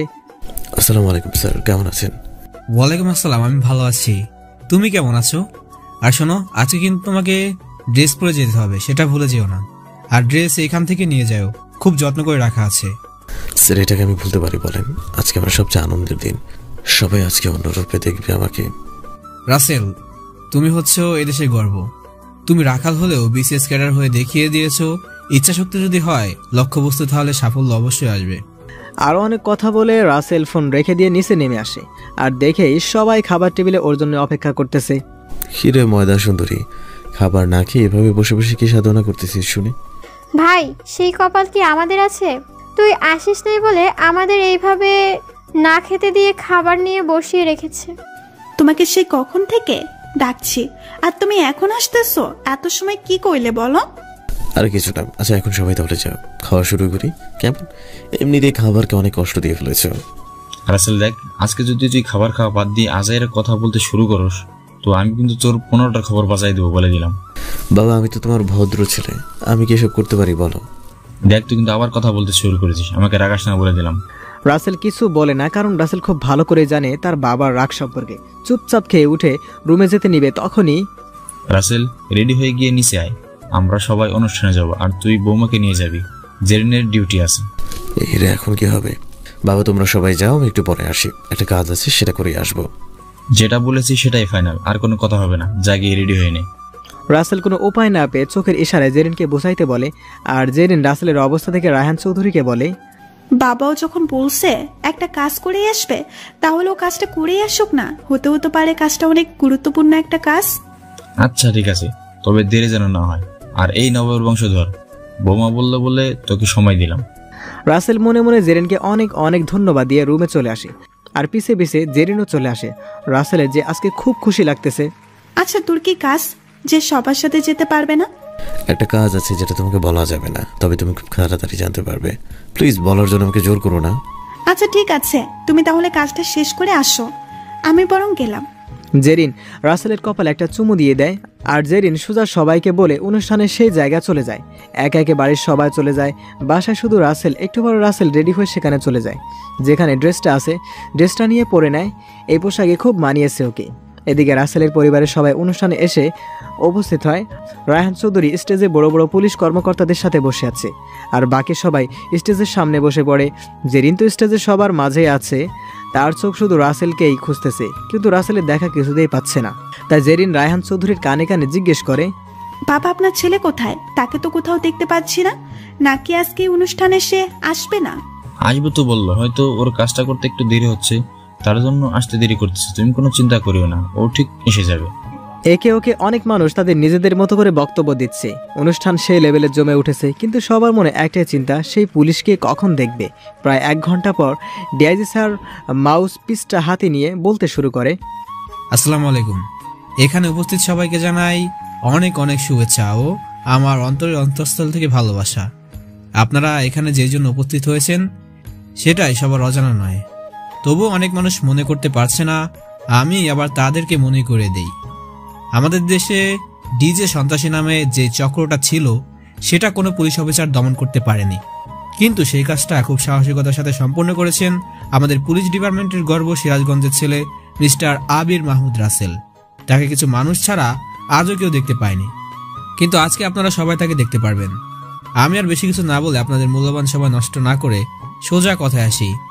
সেই সাহসী অফিসারের হাতে পুরস্কার তুলে দিবেন এই দেশের নামকরা ব্যবসায়ী জনাব রায়হান চৌধুরী। পুলিশ অফিসার রাসেলকে স্টেজে এসে পুরস্কার গ্রহণ করার জন্য অনুরোধ করা হচ্ছে। সবার মনে একটাই প্রশ্ন, কে সেই অফিসার যে এতদিন ছদ্মবেশে ছিল? টান টান উত্তেজনায় জমজমাট পুরো অনুষ্ঠান। সবাই এদিক সেদিক খুঁজতেছে রাসেল কোথা দিয়ে আসে। হঠাৎ সবার চোখ আটকে যায় এক পুলিশের ড্রেস পরিহিত ছেলের উপরে। 5 ফুট 9 ইঞ্চি হাইটে তাকে দেখতে একদম সুপার ম্যানের মতোই লাগছে। এইদিকে রাসেলের পরিবারের সবার চোখ তো কপালে ওঠার মতো অবস্থা রাসেলকে পুলিশের পোশাকে দেখে। এখানে রাসেল কিভাবে আসতে পারে? আর বেচারি জেরিন তো মনে হচ্ছে এই মাথা ঘুরে পড়ে যাবে। এটা সে কি দেখছে? একটা রাখাল কিভাবে বিশেষ ক্যাডার হতে পারে? রাসেল স্টেজে চলে আসে, সবার দৃষ্টি যেন রাসেলকেই ঘিরে রেখেছে। রাসেল স্টেজে উঠে সবাইকে স্যালুট করে। আপনারা স্টেজে দাঁড়ানো এই ছেলেকে অবশ্যই চেনেন, কিন্তু কেউ স্বপ্নেও ধারণা করতে পারবেন না এই ছেলে সাহসী পুলিশ অফিসার নামে বিশেষ ক্যাডার। যাই হোক, এবার মেন কাজে ফেরা যাক। আমি মিস্টার রায়হান চৌধুরীকে অনুরোধ করব তার নিজ হাত দিয়ে পুলিশ অফিসার রাসেলকে পুরস্কার তুলে দেওয়ার জন্য। সবাই করতালি দিয়ে তাদেরকে উৎসাহিত করে। রাসেলের বাবা রাসেলের হাতে পুরস্কার তুলে দেয়। রাসেলের থেকে যেন চোখ ফেরাতেই পারছে না। রাসেল ওর বাবাকে ধন্যবাদ জানায়। আমি আবারও মাউথ স্পিকার হাতে নিলাম আপনাদের কিছু বলার জন্য। আমি চাই রাসেল সবার উদ্দেশ্যে কিছু বলুক। সবাই হাতে তালি দিয়ে রাসেলকে উৎসাহ দেয়। রাসেল ডিআইজি স্যারকে ধন্যবাদ দিয়ে মাউথ পিসটা হাতে নিয়ে বলতে শুরু করে, উপস্থিত সবাইকে জানাই আসসালামু আলাইকুম। আমার নামটা কম বেশি সবাই শুনেছেন, কিন্তু কখনো দেখতে পারেন নাই। আমি একজন সামান্য রাখাল হয়েও আমার স্বপ্ন পূরণ করতে পেরেছি, যেটা আজও কেউ জানে না। হয়তো সবাই আজকে প্রথম জানতে পারেন আমি একজন রাখাল হয়েও বিসিএস ক্যাডার হয়েছি। জীবনে অনেক কষ্ট করে এই জায়গায় এসেছি। এমনও দিন গেছে যেদিন আমার পেটে কোনো খাবার পড়েনি, ভালো কোনো চাহিদা পূরণ করতে পারিনি। গ্রামের কেউ জানতো না আমি লেখাপড়া করি। বেশি কিছু বলবো না, পরিশেষে একটা কথাই বলতে চাই, ইচ্ছা শক্তিকে মজবুত করুন, তাহলে দেখবেন স্বপ্ন আপনার সফল হয়ে যাবে। রাসেল চোখটা মুছে সামনে তাকিয়ে দেখতে পায় সকলের চোখেই পানি। সবাই হাততালি দিচ্ছে। বাবা, তুই এত বড় একটা কথা আমাদের থেকে লুকিয়েছিস। তুই শিক্ষিত হয়েও আমাদের বুঝতে দিসনি যে এতটা শিক্ষিত, এত নিখুঁত অভিনয় কিভাবে করতে পারলি বল? আজ আমার সত্যি খুব গর্ব হচ্ছে। আমার ছেলে রাখালের কাজ করেও বিসিএস ক্যাডার হয়েছে, কিন্তু তুই যদি আমাদের আগেই বলতি তাহলে আরো বেশি খুশি হতাম। মা, আমি চাইনি কেউ জানুক একজন রাখাল এতটা শিক্ষিত। আমি যদি এটা আগেই বলে দিতাম তাহলে জেরিন হয়তো আমার মনকে ভালোবাসতো না, বরং আমার নাম ক্যারিয়ারটাকে ভালোবাসতো, যেটা আমি কখনোই চাইনি।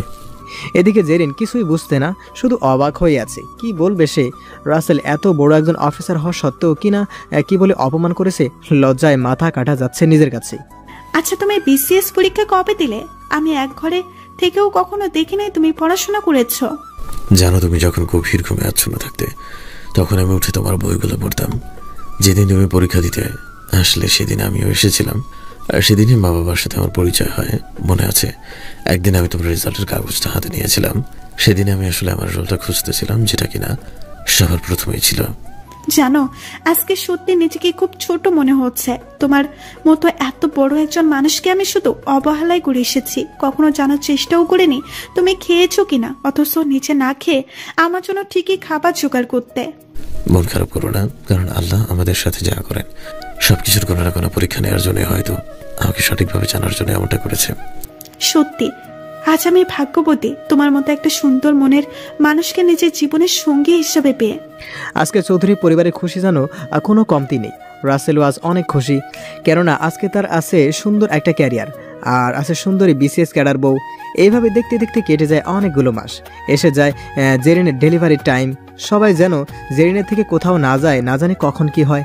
একদিন রাসেল অফিসে বসে কি যেন করছে, তখনই রহিমা চৌধুরী ফোন করে বলে, বাবা রাসেল, তুই তাড়াতাড়ি বাসায় চলে আয়, বৌমা কেমন জানি করতেছে। রাসেলের চোখের পানি জেরিনের এমন কথা শুনে। জেরিন যে ওর বেঁচে থাকার একমাত্র উৎস, ওকে ছাড়া যেন রাসেলের পুরো পৃথিবীটাই অন্ধকার। রাসেল ও চাচা সবুজকে ফোন করে সবটা বলে। বাবা ছেলে হাসপাতালের উদ্দেশ্যে রওনা হয়। একটু পর পর ফোন করে খবর নিচ্ছে কি অবস্থা। অনেকটা সময় পরে ওরা হাসপাতালের কাছে এসে পড়ে। রাসেল গাড়ি থেকে নেমে একটা দৌড়ে ভিতরে চলে আসে। মা, জেরিনের কি অবস্থা? ও ঠিক আছে তো? বাবা, নিজেকে শক্ত কর। সবুজ দেখতেছে, এখনো কিছু বলে নাই। তখনই নিধি ও নিধির বাবা মিস্টার সবুজ বেরিয়ে আসে। আর রাসেল চৌধুরী গিয়ে ওর চাচুকে জিজ্ঞেস করে, চাচু, আমার জেরিনের কি অবস্থা? এখনো খুব ভালো আছে তো নাকি? রাসেল, এভাবে ভেঙে পড়লে কি চলবে? নিজেকে শক্ত করো, আল্লাহকে ডাকো। আর শোনো, জেরিনকে অপারেশন করাতে হবে, না হলে বড় কোনো দুর্ঘটনা ঘটতে পারে। ভাই, তুমি আগে ভাবির সাথে একটু দেখা করে আসো। ভাবি শুধু বারবার তোমারই কথা বলতেছে। নিধির চোখেও পানি। যে মানুষটা সবসময় দুষ্টুমি নিয়েই থাকতো, আজকে তার চোখেও পানি। রাসেল দৌড়ে জেরিনের কাছে আসে। এই, তোমার কিচ্ছু হবে না জেরিন, একদম ভয় পাবে না। আমি তোমার পাশে আসি, তাই না? জানি না তোমার এই ভালোবাসা আমার কপালে সইবে কিনা, তবে হ্যাঁ, আমি যদি চলে যাই তাহলে তুমি কিন্তু একদম কাঁদবে না। আমি তোমার পাশেই তো আছি, তাই না? এসব বলবে না, আমি তোমার কিছুই হতে দিব না। রাসেল জেরিনকে জড়িয়ে ধরে উপরের কথাগুলো বলে। দুজনের চোখের পানি। আজ মৃত্যুও যেন ওদের ভালোবাসার কাছে হার মেনে যাবে। রাসেল, এখন অপারেশনের জন্য নিয়ে যেতে হবে, দেরি হলে আবার সমস্যা হতে পারে। ছোট আব্বু, আমি রাসেলকে ছাড়া কোথাও যাব না, এই আমি বলে দিলাম। আমি মরলে ওর কোলে মাথা রেখেই শেষ নিঃশ্বাসটুকু ফেলতে চাই।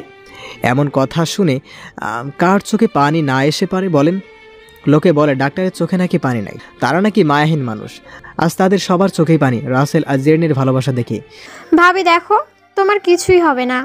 আমি বাবা তো তোমার সাথে আছি, তাই না? কোনো ভয় নেই। না আপু, তোমার ভাইকে ছাড়া আমি অপারেশন রুমে যাব না, তো যাব না। আমি জানি ওই রুমে গেলে আর ফিরে আসবো না। জেরিন, কেন পাগলামো করছো? তোমার কিচ্ছু হবে না, আমি তো আছি নাকি? তোমার সাথে একটু দুষ্টুমি রাগ অভিমান করি বলে আমাকে তাড়িয়ে দিচ্ছ? এভাবে বলো না, আমার কষ্ট হয় না বলো? তোমার কিচ্ছু হতে দিব না আমি। তোমাকে ছাড়া আমি কি নিয়ে বাঁচবো বলো? রাসেল, তুই বরং আমাদের সাথেই চল, কোনো সমস্যা নেই, তুই যথেষ্ট শক্ত মানুষ। চাচু, আমি ওর কষ্ট সহ্য করতে পারবো না।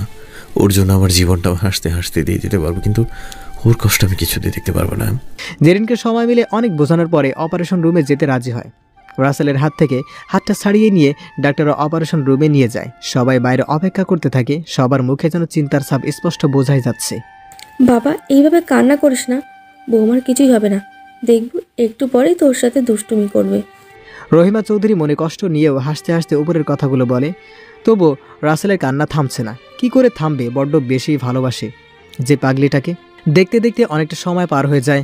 ডাক্তাররা বেরিয়ে আসে আর রাসেল দৌড়ে গিয়ে জিজ্ঞেস করে, চাচু, অপারেশন ঠিকভাবে হয়েছে তো নাকি? রাসেলের কথার কোনো জবাব দেয় না সবুজ। কেন জানি মনটা মলিন করে রেখেছে। এই নিধি, চাচু তো বলছে না, তুই বল না প্লিজ। নিধিও কিছু বলে না। সবাই যেন আরো বেশি চিন্তায় পড়ে যায়। অবশেষে মিস্টার সবুজ বলে, রাসেল, এখনই গিয়ে মিষ্টি নিয়ে আসি দুইজনের জন্য। সবুজের কথা শুনে সবার মুখে হাসির রেখা ফুটে ওঠে, কিন্তু দুজন শুনে একটু চিন্তা মনে থেকেই যায়। চাচু, দুজন মানে বুঝলাম না। আরে গাধা, কিছুই বোঝে না।